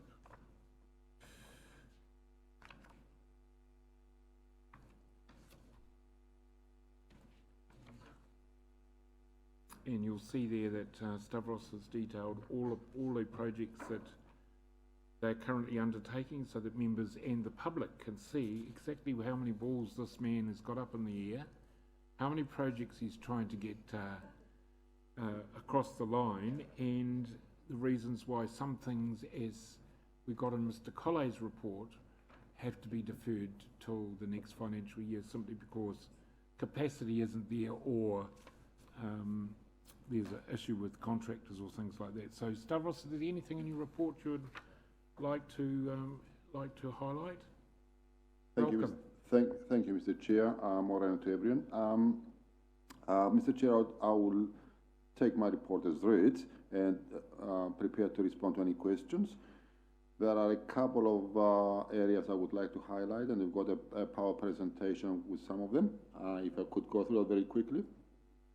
One is with regards to the waste services, and and I think sort of in the context of what Rosemary and JP has presented earlier, I think that's that's very relevant. I just want to give you a picture of, this is our landfill in December 2016. An open, vast expanse of open garbage, open bags, a legion of seagulls, and vermin, and another potential transmission of environmental adverse effects and potentially to human health too. This is our landfill in last month, about two and a half years later, where the landfill is gradually being brought to the right levels, is being capped, is being sealed, and the transfer station is in place. The direct impacts of that transformation, is that our potential for emissions, carbon emissions and contributions is greatly reduced, because right now the gases that are generated by the decomposing material in the landfill are captured through a network of gas pipe networks and flared. So one of the largest contributions for our footprint as a council to carbon emissions was the landfill, and now we are at the stage where that is hugely reduced. The second element of, or positive element of that, is that the capping and sealing of the landfill greatly reduces the amount of stormwater penetration into the body of the landfill, and that generates about 75% less leachate that, from decomposing material, and of course that is 75% less likelihood of environmental adverse impact onto the receiving streams and adjoining land. So over the last, since 2016, when we started migrating into that position, and the council has adopted and that is recommendation, and we progressed towards arriving at that solution here too. The contractor who operates the landfill invested somewhere in the region of $3.5 million, of their own capital to arrive at this level. We do have in our landfill a legacy of historical sort of development of the landfill, not unlike many local authorities, but we are at this point in time at the level where our air emissions and our leachate has been greatly reduced, and we will be, over the next 1 or 2 years, commencing a process to review the future prospect for developing that landfill jointly with a contractor on site. We may operate the landfill as transfer station for a few more years. We may recommend to council that the land designated for landfill could be further developed, with appropriate modern day materials in terms of, membranes and capturing leachate and diversifying, the recovered materials. But certainly we will not have the same impact on the environment, and will not have the same impact onto our receiving waters around the area. The second thing I wanted to highlight is that we do have a challenge, and probably a number of you, and I received some emails from you and a media release with regards to actions taken by other local authorities in the area of ceasing to collect certain types of plastic. Whakatane has done that. Napier has done that. Hawke's Bay in general, Lower Hutt and the Wellington area now they've started, saying that because of the China's emerging policy of refusing to accept plastics of 3 to 7, a lot of these local authorities no longer collect, plastics. Obviously, that impact of the China sword policy, and in conjunction with other approaches taken by countries like Indonesia, Malaysia, Philippines, and so on, who say they no longer want to accept our rubbish, is generating a bit of a shock onto our local industry, and obviously, that is something we need to consider, not just on our own, but in conjunction with the government and and the whole sector. You would have been aware that the Minister for the Environment recently stated that it's no longer acceptable for us not to have a local reprocessing industry and to rely heavily on third world countries, on other countries to receive our waste. As I said, for the grades 3 to 7 plastics, the market now has collapsed. And I think sort of a lot of the people in our sector, in our industry, are contemplating what is the future. We have a contract here with our current collection that shields us from the worst effects of that. The contractor basically has accepted the responsibility to process, receive, collect, and process recycled materials, including 3 to 7. We have a financial protection in terms of up to a level of 20% lower than anticipated revenue for that. Contractor wears the risks. If the revenue increased by 20% above an estimated level, we share the benefit of that. If the revenue from recyclables drops below 20% from the estimated revenue, then we wear a 50% cost onto that. Our suggestion to the council is not to follow the path of other councils at this point in time for these plastics. At the end of the day, they only represent something between 1 and 1.5% of the total recyclable materials. However, a decision to stop collecting plastics of 3 to 7, it will be regressive. The community has taken a lot of time to change its culture, to start doing recovering material at household sites. The financial implications of keep collecting 3 to 7 are not that significant. As I said, only comprises maybe 1 or 2% of our total costs onto that. The sector and the government are working towards finding a national-based solution to that effect.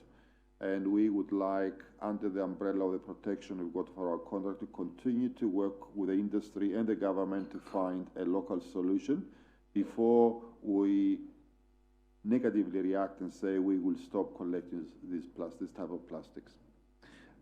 So the government, as I said, has indicated a desire for us to be able to process recyclables onshore, and therefore we'll continue to work with that. But you will no doubt see a lot of media publishings and information around that. What I would urge you to keep in mind is that changing a culture takes a long time, and therefore it's important for us to protect that that changing environment. Financially, it's not a huge imposition at this point in time, and therefore we'll stick to that collection system until the sector and the government arrives at a viable solution, and we'll report back to you in due course. That's the presentation, and also I wanted to note that with the onset of winter, in recent times we have undertaken, you see in my reports, that to the best of our ability we have undertaken a proactive program of stormwater open drains clearing, especially around the rural areas, Rotorua and our city where we have open drains, where we have cesspits and catchments. In anticipation of the oncoming winter, we have undertaken, to the best of our ability, to clear debris, clear material from cesspits, and clear material from areas where potentially can cause flooding. It doesn't mean you can guarantee it's not going to get any flooding, but I think we prepare ourselves as best as we can for the coming winter to avoid the risk of flooding at the high level.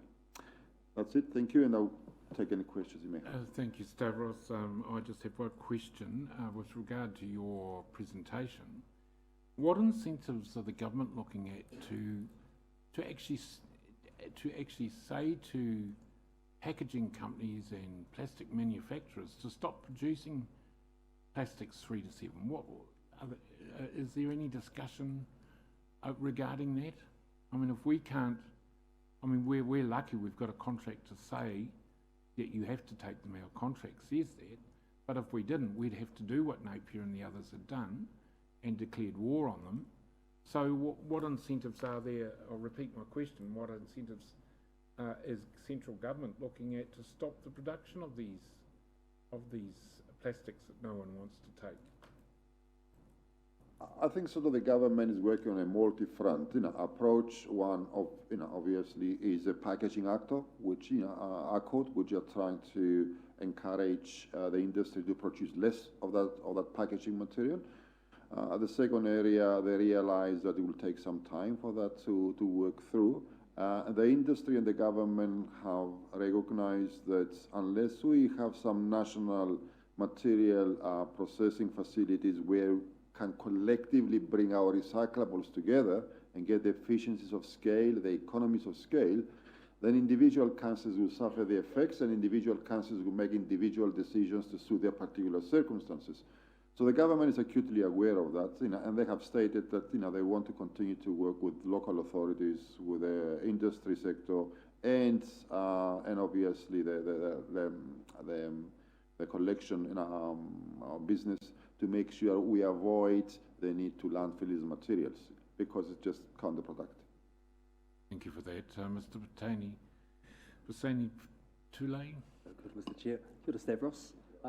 Two questions. One around the landfill.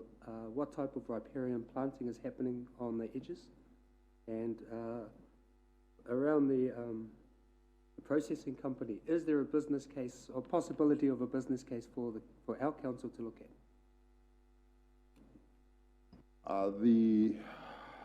With regards to the landfill, as we come close to finalize the capping and sealing of the landfill, an updated landfill management plan is now being produced, and we will be identifying the riparian planting that is more appropriate for that particular environment. I can't tell you at this point in time because the management plan has not been completed. I think sort of for us to have our own processing as a local authority, to have our own processing facility, just to give you an indication, is that 1.5% or let's say 2% of all our recyclables is, let's say, 3 to 7 plastics. That represents about less than 75 tons a year. It's just simply the amount of investment you have to do into a processing facility and convert it into something different, converting that plastic to some other plastic product, or converting it into fuel and so on, requires at a minimum of about 5 to 10 tons a day. We don't have that quantity, and therefore we need to leverage the synergies of collective approach, at the regional level or at the national level to achieve it. So, although I suppose the desire would be to do that, financially it's not going to be viable to do on our own. Thank you, Mr. Chairman, through you. Stavros, thank you for your report. First question, is there anything that we can actually do to attract an organisation to set up a plastics processing facility in our region? That's the first question. Again, the answer probably is yes. One of the future possibilities of using our landfill area, now we have a transfer station instead of a landfill active phase, is actually to convert that area into material processing facility. And we've got a contractor, Smart Environmental, who does our collection at the moment and who are part of the larger national industry. And we are working with them on a number of issues, composting of green waste, biosolids, plastic, processing. So we what we have to exchange for them is some space for them to do that, and we are actively working with them to create the right conditions, hopefully, to attract it. We won't be just for our own, but as a regional entity. Yeah. Thank you. That sounds quite encouraging. And on a lighter note, page 65. Can you just 65? If you can just explain for me technically. What, other than an item of female underclothing, is an underslip?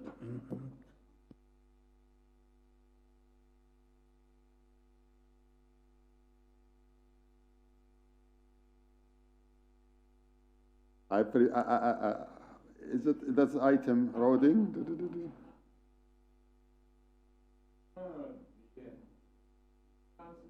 Yes, I can. I'm an expert on that.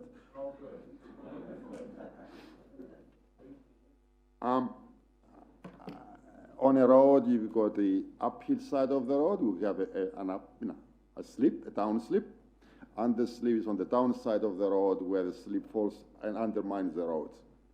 So not many female around there. Wonderful answer. Questions? Councillor Donaldson. Mr. Chair, through you, Stavros. It was just the comparison photographs of the landfill 2016-2019 in your presentation. So when did we commence the closure and the capping process? And where were we at with that process in April 2017 when ex-Cyclone Debbie and Cook struck? 2018. The process of reprofiling started in around October, November 2016. The contract with Waste Management started in 1 July 2016. In March and April 2017, where the cyclone impacted in the region, including ourselves, we are all just in the early phases of bringing the levels to the landfill, to the right level to get the right profiles from that. So we were about sort of a year and a half before the end. Councillor Tapsell, finally. Thank you, Mr. Chair, and thank you, Stavros, for providing that detail to us. I do have a question around the processing of plastics. Obviously, with the closure of global markets, it's just there needs to be a business case and a very thorough business case before we invest in any local processing facility. But perhaps to also answer Councillor Kent's question, the Rotorua Lakes Council have been working alongside and in partnership with Ministry for Environment and Scion around the circular economy project, and there will be a circular economy hub now being set up in Scion, so there will be more things to come from that in terms of finding innovative solutions for this. Okay. But the question I have for you this morning, Stavros, is just around the protection on us financially with the contractors and the 20% that you mentioned. So although the plastics are no longer being taken by previous markets, I'm just a little bit uncomfortable, although council is safe financially for now, if we're going to be putting unnecessary pressure on our contractors to take that hit of that 20% loss, and for how long that will be. So I'm just wondering if you are aware of what timeframes that will be. Is that contract of the 20% either way, profit or loss, for 3 years, for example?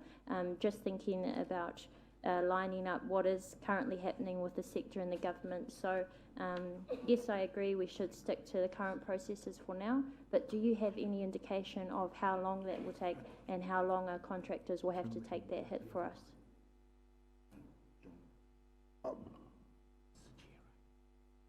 Couple of sort of streams in that question. One, I mean, our contract is for 15 years. We are now into year 3 of that 15-year contract.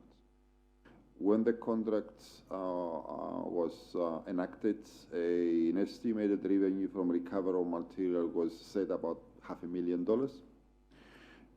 And as I said, the 20%, above that, the contractor gets a benefit, 20% below that, where's the risk? If you go above that 20% threshold in either direction, we share the pain and the gain at the 50-50 level, which is a good incentive for the contractor to find viable ways to do this. We anticipated, the 3 to 7 plastics really reflect, as I said, about 2% of all our recoverable materials. And while the prices for the general materials have reduced, we are just hovering around to about, $350,000 to $400,000 revenue from these recoverable materials. In the likely event that the market will completely collapse, which I find it highly unlikely, because 50% of our recoverable materials is glass, which there is still a market, not the same price, but still a market in the country. There's market for tins and metals and other, cardboards, So it's only in the plastics area. And I would be very hesitant actually to modify that contract unless there is some significant decision to be made, which we need to come back to the council for this. I think it is quite important for us as part of the larger local authority fraternity to put some pressure onto the government too, to work in addition to stating objectives, to actually come with a business plan of what can we do in the circular economy in the country, and to leverage the national scales of economy to achieve something. I think probably financially the contract would not be fatally injured, even if continue like that. It's a small portion of the whole contract. But in terms of attitude and message and symbolism, if we stop doing that collection, I think it's going to be significant sort of injury to all the achievements of the last 20 years. So I'll wait and see, but in due course, I will keep reporting to you on a regular basis. But if we have to make some decisions, we make decisions in what we think is the appropriate time. Thank you for that, Stavros. I think the concern that Councillor Tapsall expresses is shared by a number of us. Whilst it's all good and well having a contract, we got to mitigate the risks to our ratepayers as well as to the contractor. We don't want to see people going under, but we also have a role and responsibility, as you said in your report. I mean, to actually get curbside recycling, didn't it, Karen? Took a huge paradigm shift around this table, as well as within our community. It's taken at least 5 years to get to this stage. And I was one of the Philistines who said, no, recycling at curbside, why don't the lazy buggers go down to the centre? And things have changed. And they will change and change. And like the discussion we had on climate change and carbon footprints and all those sorts of things, they will filter through. So you are mindful, I've heard in your reply, you are mindful of the points that Councillor Tapsall has raised, and that you have also said that any of those changes or major changes to that contract will come back to this table. Yes, Chief Executive Officer wants to make a comment. If I can just make a comment through the chair as an aside, one of the strategies that we've got in place across a number of areas now is partnership contracting. And one of the key drivers on that is actually risk mitigation. The reason why our partners can mitigate risk at a much greater scale than we can is simply because they are of a greater scale. Because most of our partners are either national organisations or sometimes multinationals. And so what may be a significant threat or issue for us, if you're dealing with an organisation at a multinational level, they don't see the same level of risk at all.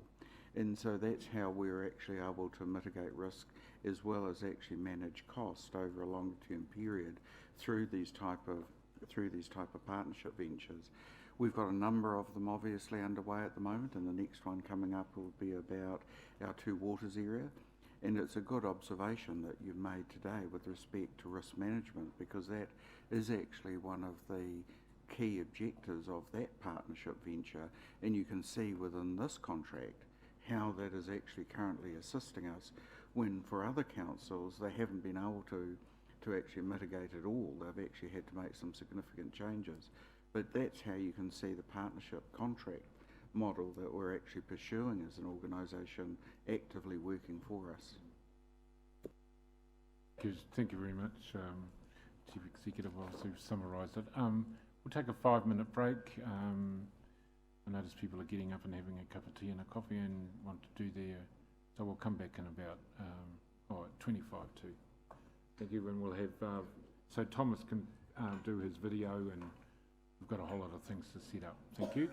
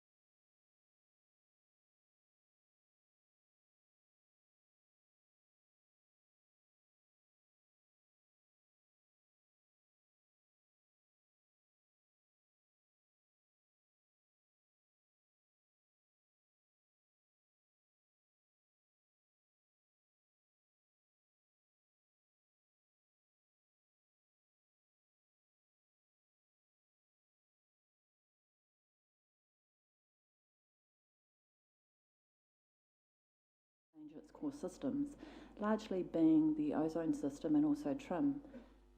Part of the reason for doing this is that our business has grown and changed so much. We've had these same systems for the past 10 years, so our needs are changing. Therefore, we need to change.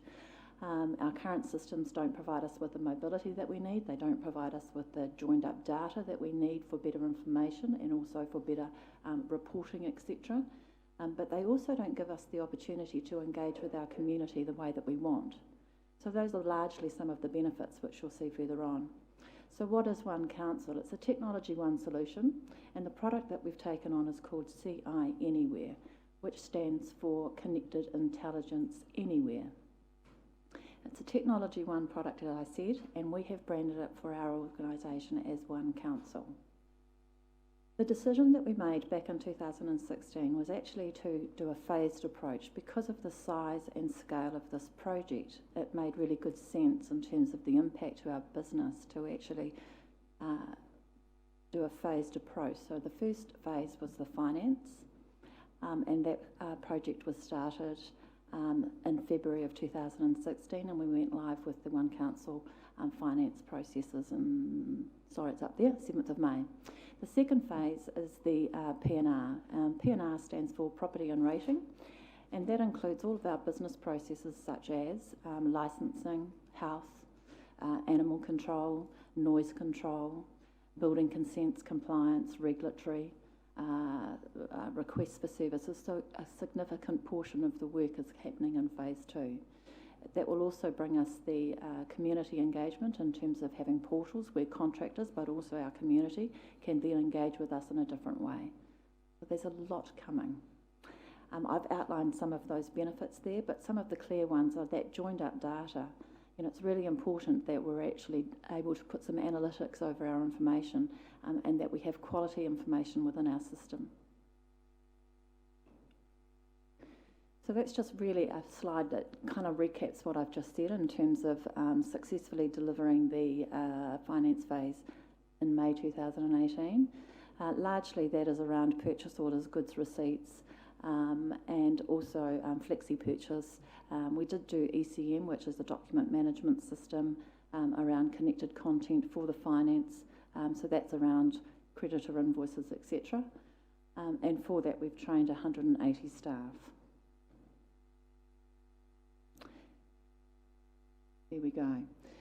In terms of any project of this size and nature, you always need to do a post-implementation review.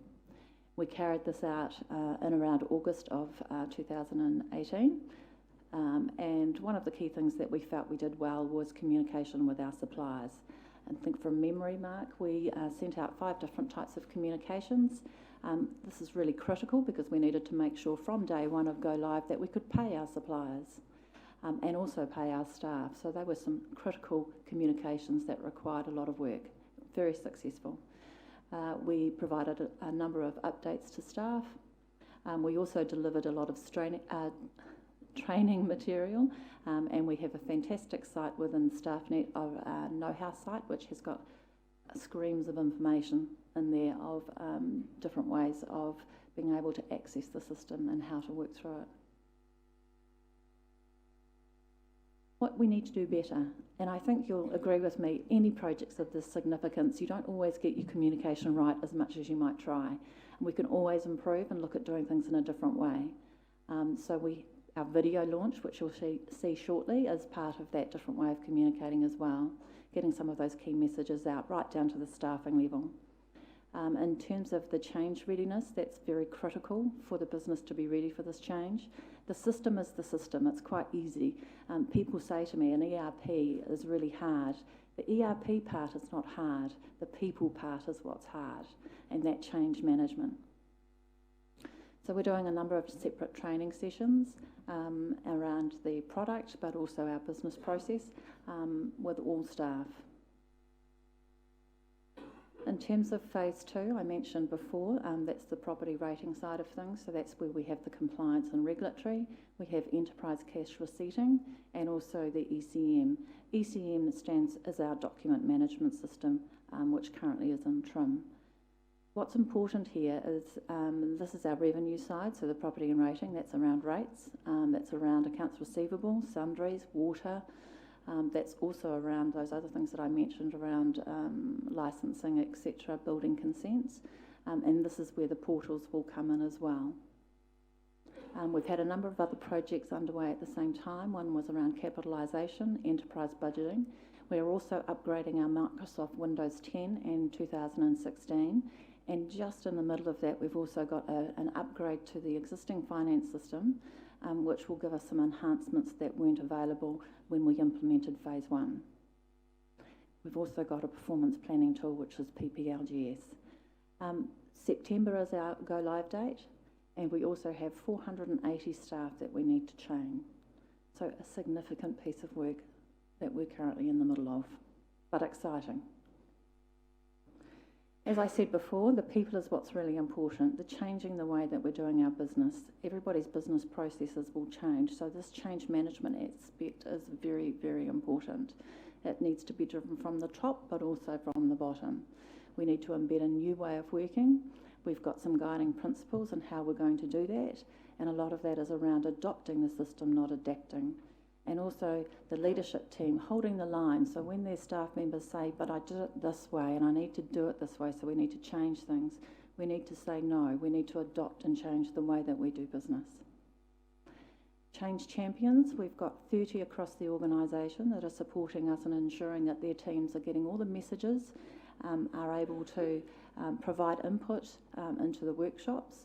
And also SME stands for the subject matter experts. So we're working very closely with all the different departments that are going to be impacted with this change. So our next steps. There we are. This is what we've done so far. 1,200 business processes mapped. Capturing all the user stories in terms of what do we need the future to look like. We've produced migration, test, interface and change management plans. The data migration is really important because we need to clean the data that we've got in there to ensure that we've got good quality data that comes out of the new system. We've provided regular updates to staff, notice boards and also presentations. We've been round to every single department and done a similar presentation to what we're doing here today. What's coming up? A number of workshops. So we've got the concept workshops, which will give staff an overview of what they're about to be working on and what they can expect. We've also got configuration workshops, and these are 85 half days. Seems an awful lot, but what we found in phase 1 was that people were at workshops all day from 8 till 5, and quite often they'd have to run off in part to go and do BAU. So we need to change that up a little bit. So we've decided to do half-day workshops. That gives the staff opportunity to go back, do their BAU and not feel too overloaded, I guess. So we're trying to manage that change. So one of the other largest components of this project is around our document management system. So currently, as I mentioned earlier, we have TRIM, but we also have iDrive networks, we have C Drive, we have H Drive. So we're trying to get all of our data into one place. So this will impact on every single person within council. So this is really significant and very important for us to be able to provide with quality information coming out of it. Yep. Mark, is there anything? No? So what I've got to show you now is the timeline. I won't go into great detail, but we have already started. Obviously on our second phase, it looks quite complex really, but the key part there is the go-live date of September 2020. Sorry, that's the end of the presentation. We've just got a video now to show you, which is launching our phase 2 for the business.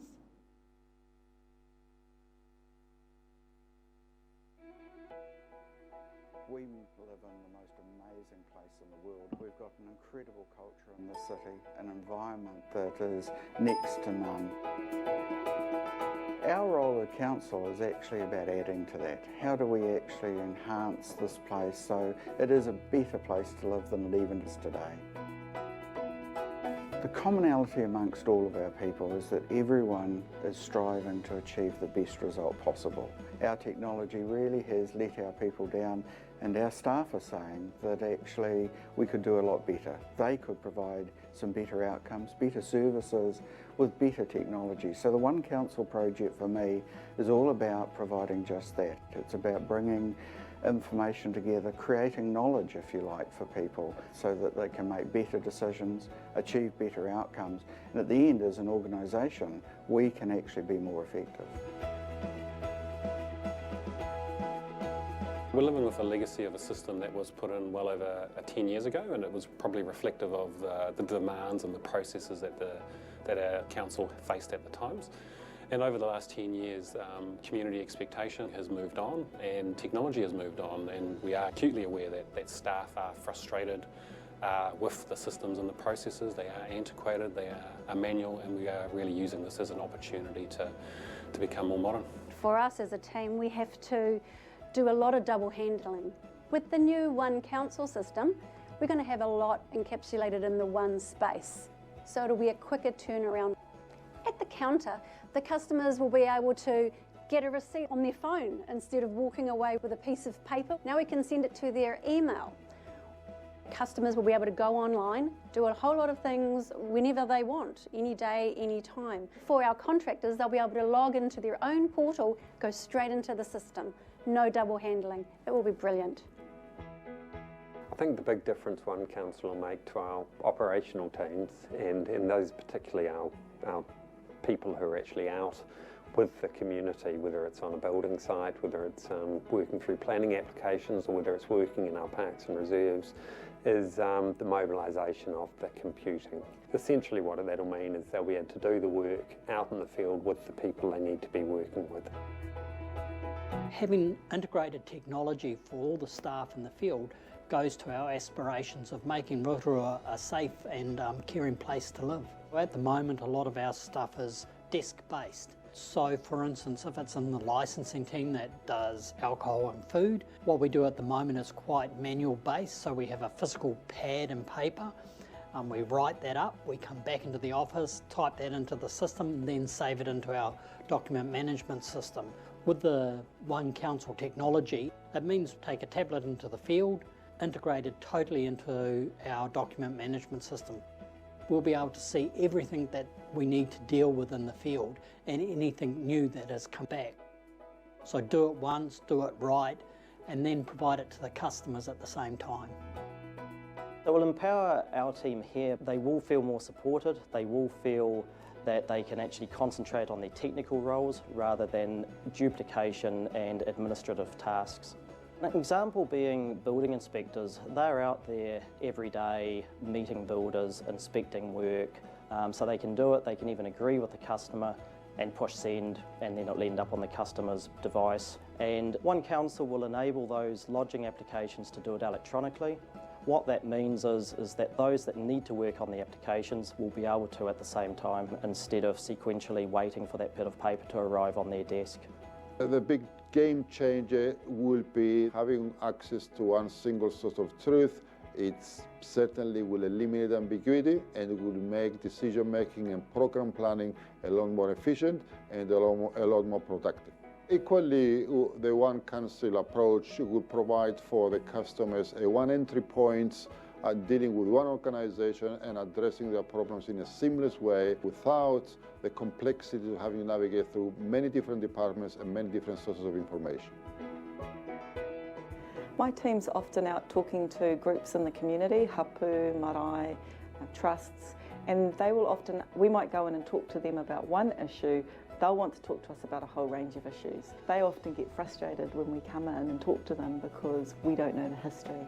Being able to access things will improve relationships, but more importantly, we can make better decisions. I think as we go forward into the future, we have to be smart. It's actually about understanding what we need to do, but also thinking of new ways of putting information together, creating knowledge in a way that allows us to achieve results that perhaps we haven't even been able to in the past.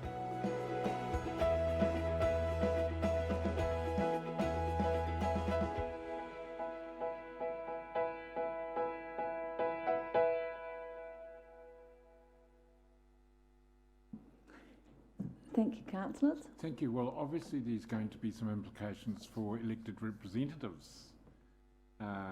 In our democracy unit will probably be, well, you said it's going to cover everyone in council. Well, we shouldn't be out on a limb either, so we're going to be impacted by it, and will that become apparent to us in some way? I mean, technology is changing for us as well, so I just wondered, Una, whether how is it going to impact us as elected representatives, or is that a question for another day? I think just like everyone external, Chair, that the benefit to councillors will also be the ease of access to information and that sort of thing. So the impact is mostly going to be internal, obviously, benefiting our staff and the way that we operate and make us more efficient and effective, but also anyone externally coming in, interacting with us. And the analogy I give is, I guess, if you think about where the banks were back in the 90s and how we interacted with banks, and now and the difference now in the space of 20 odd years, and that's what we're looking to do with regards to the transformation of how council operates and how people interact with council. Obviously, good. Councillor Kent. Thank you, Mr. Chairman, through you. Thank you for your enlightening report. We've all now got something of an inkling as to the magnitude of the workload that you're undertaking and what's got to happen over the next 12 months. Now, Karen and I are going to another meeting after this one, an RMA Policy Committee meeting, and you may like to know that the government has just dropped on us right out of the blue that we have to implement e-plan, which is district plan electronically interfaced within 12 months with no resources from government. My question is, what is that likely impact? How the hell are we going to handle it? And where do we start? Through you, Mr. Chair, I can answer that for you and give you some comfort. The Technology One product, One Council, has an e-planning component to it, which will provide us with some of that functionality that you're talking about. Oh, awesome. Chief Executive Officer just wants to make an observation. Just really following up on where Councillor Kent was actually coming from. Look, I think in the operations meeting today, we've highlighted a number of pieces of work that the organisation is driving, and they range from replacing significant pieces of infrastructure such as boat ramps to driving some very large projects such as the museum rebuild, the lakefront, the forest development and so on. Our regulatory service has touched on the new parking system that's been introduced, but also in behind that in the operations report, this organisation's responding to a significant increase in demand from plan changes and so on. So there's a huge amount of work.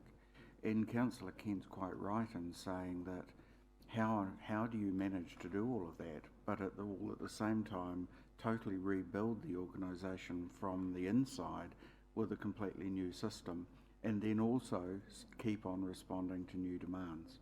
It's a significant challenge, and I would not underestimate and can't actually understate to you the level of pressure that this does put on the organisation. What you are seeing though is that the organisation, in my view, and you've seen it reported to you today, is actually performing extremely well. It's delivering on the outcomes that you're asking to be produced, and it's also doing so within the financial constraints that you've actually established. Now, in terms of what is this project going to deliver to you, I would say that's probably the number one. It's actually giving us the tools to be able to actually predict and to look at how are we performing, what are the consequences of what we're doing, and be able to report in a timely fashion to you as to how is this organisation going to respond to the various challenges that it has, and also at the same time do so within a financial predictable envelope. So that's what this project is actually delivering from my point of view. Clearly the organisation has also got cost constraints and will always have so. So what the project also delivers is a significant step change with regard to organisational efficiency. So we can't keep on delivering more with lesser resource unless we change something. and this is the game changer. Mr. Chief Executive, anything further you'd like to share with us, Suzanne, your colleague? No, fine, thank you. Okay, Potawa, question. Mr. Chair, kia ora koutou. Just a small question around security. After the hacking breach last week with Treasury, what kind of systems, are you happy with the security systems we have in place? That's a big question. Yes, we are. We have presented to the Audit and Risk Committee a cybersecurity and a full overview in terms of what we've got coming up in the next 3 years, but also what are some of those security tools that we're currently using. So we do have a significant plan around making sure that the data that we have is safe for the organisation. Councillor Maxwell. Thank you, Mr. Chair. Thank you for the presentation. Can I ask, is this just ours, one council, or is this something that's happening in the country? I mean, technology, I'm glad that we've got something like this, but is it just Rotorua's? The software that we're using is a company called Technology One, and they are based out of Australia, but they do provide software to 300 councils across Australia, New Zealand, UK, and also Singapore. It's a well-used product. In fact, Taupo District Council recently signed up to using the same solution as us. There are a number of other councils throughout our region that have made contact with either myself or Thomas in regards to our journey, because they are looking at their journey themselves. So there's a lot of sharing of knowledge amongst the region, but also nationally. Thank you. Well, thank you very much for your in-depth report and update on where you're heading with One Council, and we look forward to ongoing reports. And it's a whole holistic approach and a whole of council approach that, in my years here, I've never seen something so comprehensive as this, where everybody's involved. So we wish you well, and we still hope that you've got a work-life balance, so you don't burn out. So thank you very, very much. Would someone like to move that the report operations report for March to May 2019 be received? Mr. Waru, seconded Councillor Hunt. All those in favour, please say aye. Against, carried. Now we move to page 71, and I'd like to welcome Tim and Mr. McRae and the team who are going to give us the Infracore Limited third quarterly report. It's our CCO, Infracore, of course. Welcome, gents.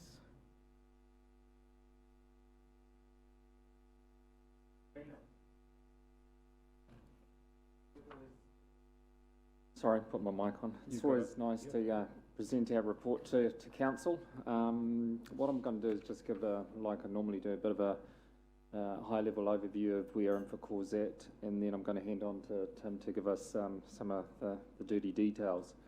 I'm really pleased to report that we've had a few changes on the board recently, and with those replacements, I'm really happy with the strength of the board, the capability of the board. It's working very well. And you probably will have seen on Seek and all the rest of it, I'm sure the rumours out there, that it's unfortunate that Tim Hammond is moving on from Infocore. He's looking for a new challenge. Tim's been with us for 4 years from the inception of Infocore, and the mahi that he's done has been really, really impressive. He's worked very well with the unions, had a very smooth process through there.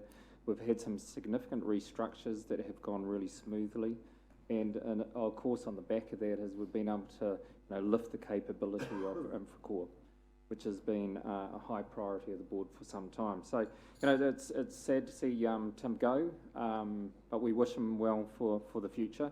It does bring us new opportunity for a different style of leadership, and we're looking forward to that.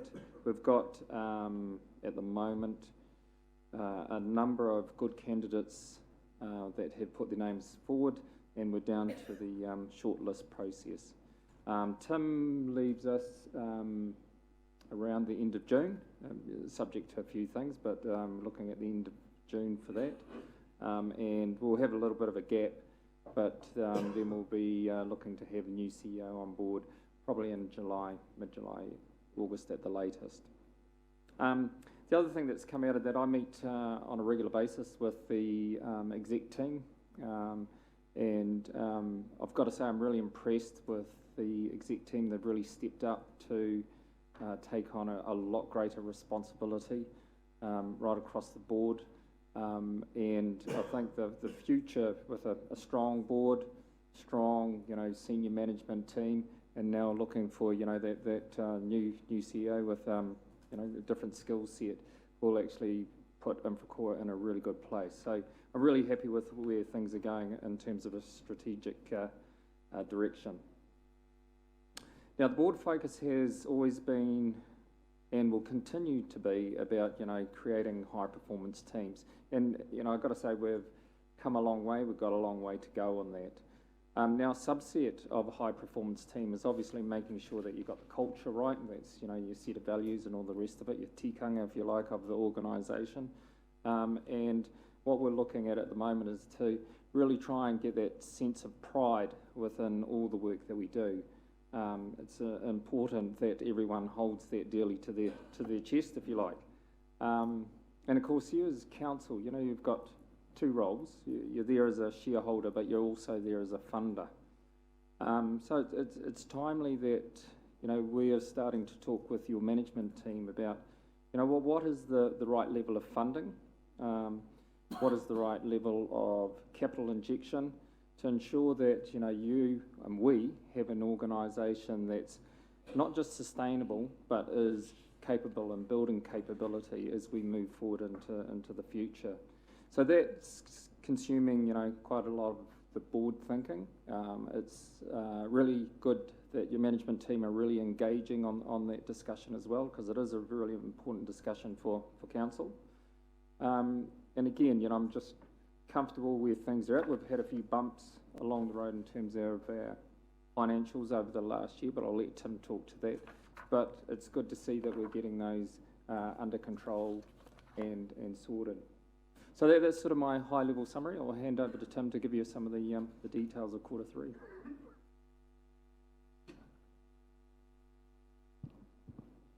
Sorry, the remote. Sorry, I've got to get the slides. Lost it somewhere. Yeah, I'll talk about the results as they were for the third quarter. And council's got it, eh?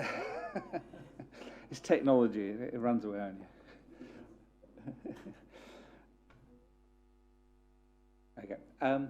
So in terms of the quarter, it's been tough financially, as we reported at the mid-year. We were well behind budget. Q3, though, has been good. We are recovering as we go through the quarter. We've produced profits each month, and we continue to do that going to the fourth quarter. We're not going to get back to our budget result, but we're definitely going to get close in terms of recovering that. And given we were behind at the mid-year, which was mainly driven by the fact we've struggled to pick up external work, we have had some success in picking up external work for Q3 and Q4. We're currently doing work in Murapara for Whakatane. We are doing work with Fulton Hogan around the Rotorua wastewater scheme, and that's keeping our crews well utilised and also keeping a good flow of revenue coming into the business and allowing us to recover some of that position. Our expectation is we'll turn over about 14 million for the year, and we will make about a 0.7% profit. We targeted 1%, so we'll be slightly short. Oh, look, I think I've got a gift. Thank you. make sure I push the right button. Yep. Yeah, so we'll be close to our profit target in terms of percentages. In terms of dollars, that's we were going to be around 100,000. Our budget was to make closer to 190,000 on a slightly higher turnover. Operationally, the KPIs have been good. In fact, in March, we broke several records in terms of our KPI results, in terms of operational performance, in terms of response time, resolution time, reinstatement times, all those sort of things. We set new records in what we delivered, which was, given we were fully committed on project work, was excellent in terms of the commitment from our staff and the performance. Also, our new systems that we implemented in September are getting well established in the business, and we're starting to see the benefits from those systems in place in terms of efficiency, performance. It's giving us much more insight into the business and how people are working and where we're doing things well and where we're maybe not doing things so well, and we can make changes. And we're seeing the financial benefits as well, as we get clarity around making sure we know where our money's being spent and that we're getting good value for what we're doing. So a lot of good progress in Q3. Looking at the financials overall, probably the key as a note is the income is well down. That is the less project work than we had intended to pick up this year. The good thing is, though, we may be down on income, but we've also got our costs down. We've traded off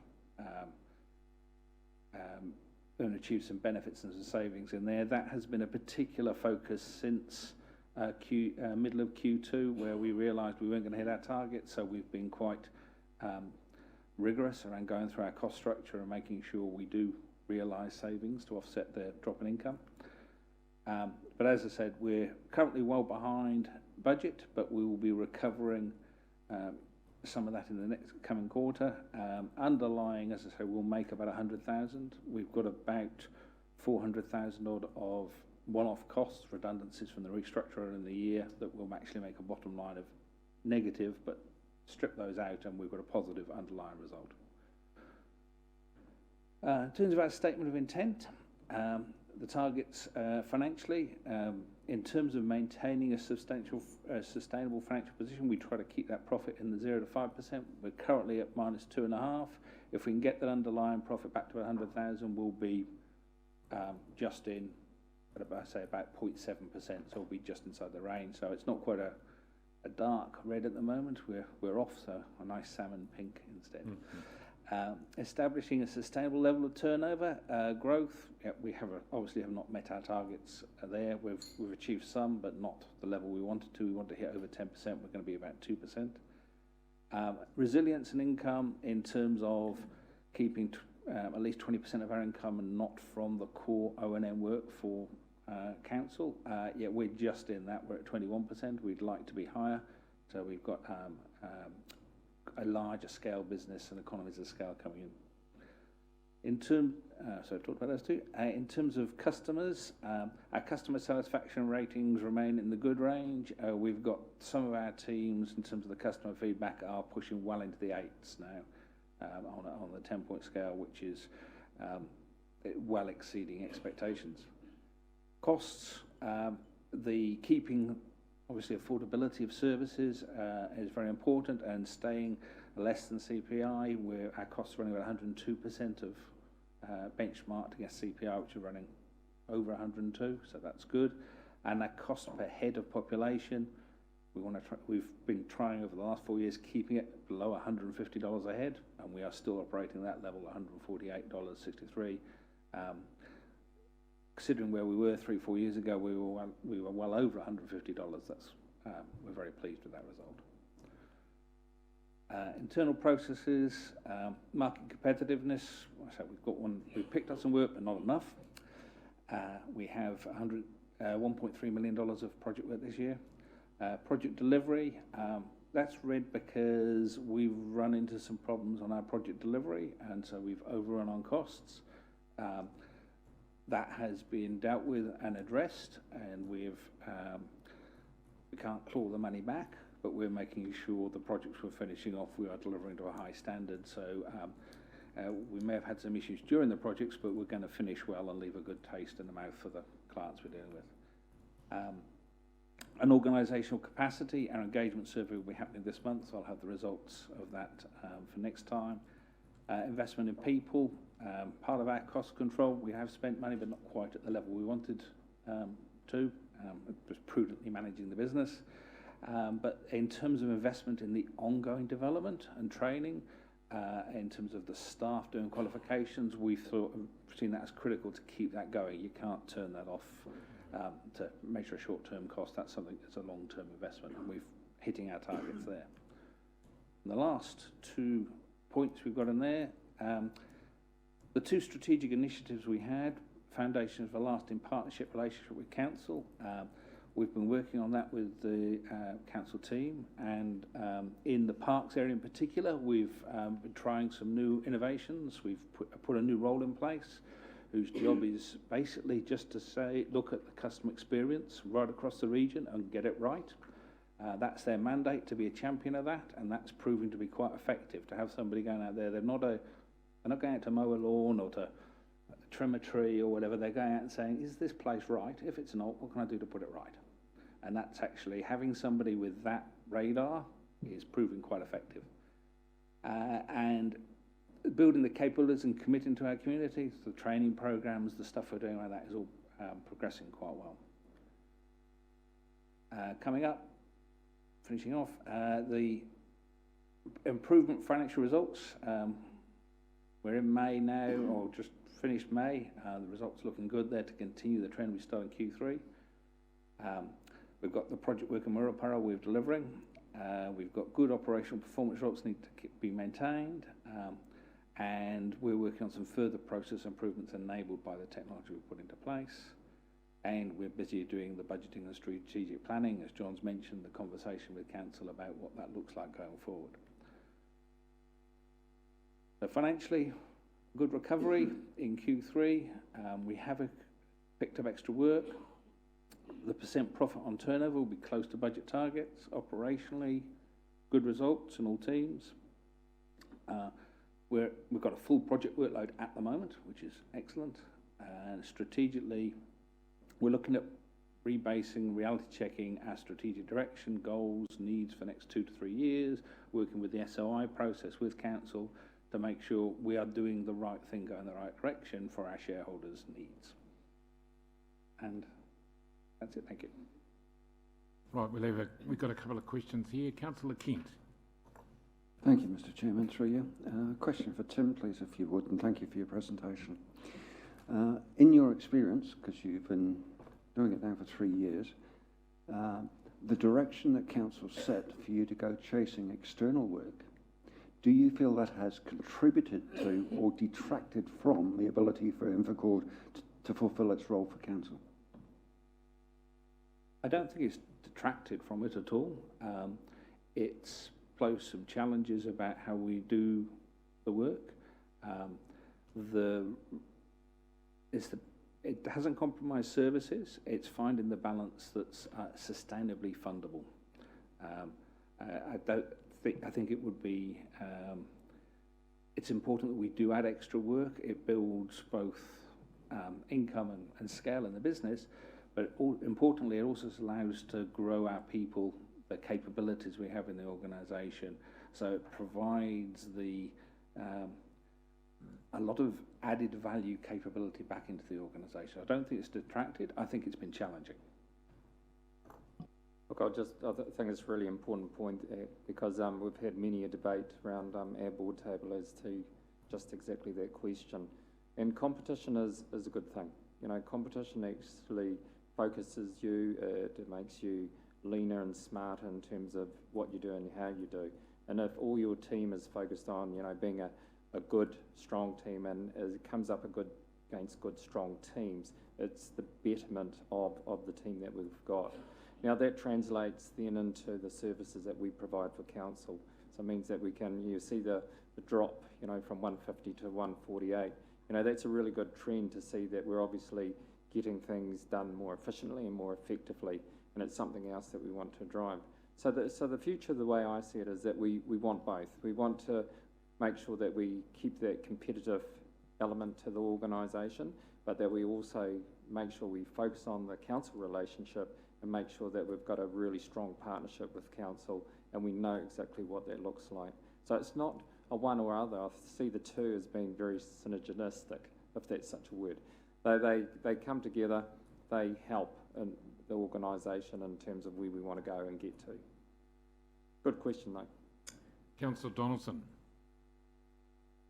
Thank you, Mr. Chair. Through you, Tim, hardly seems like 4 years since I was out there for your pōwhiri as you joined the organisation, but just on page 78, just want to acknowledge the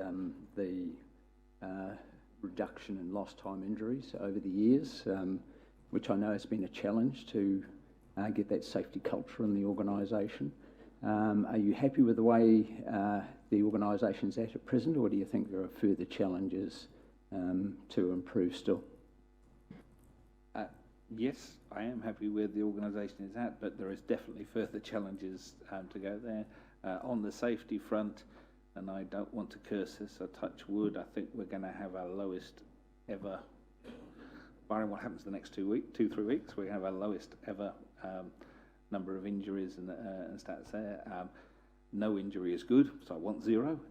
So we're on that track there, but we're certainly on the right trends there. You can always do better, and there's always more to improve, and that's part of the challenge and the thing that keeps the passion in there, chasing those improvements.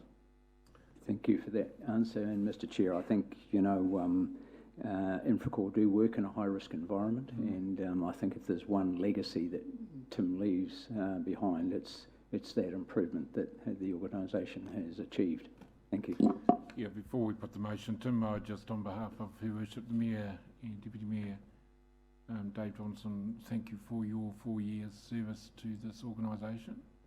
You took on a job that was a huge challenge. You needed a culture change down there at Castle Court, and you achieved that. And you go with our best wishes, and I'm sure from the board as well. I don't envy the role of the next guy who follows you, because obviously the board's going to have a change in focus, a change in direction, so which they'll keep us informed about, and working with senior management, that will become a reality. So John, there's some challenges there for you as well. But Tim, go with our best wishes and all the best for the future. Thank you very much. Thank you. Would someone like to move that the report, the operational financial update for Council from Infracore Limited, the third quarter be received? Moved Mr. Waddy, seconded Councillor Donaldson. All those in favour, please say aye. Against, carried. There are no further items on the agenda. I declare the meeting closed, and thank you for your attendance.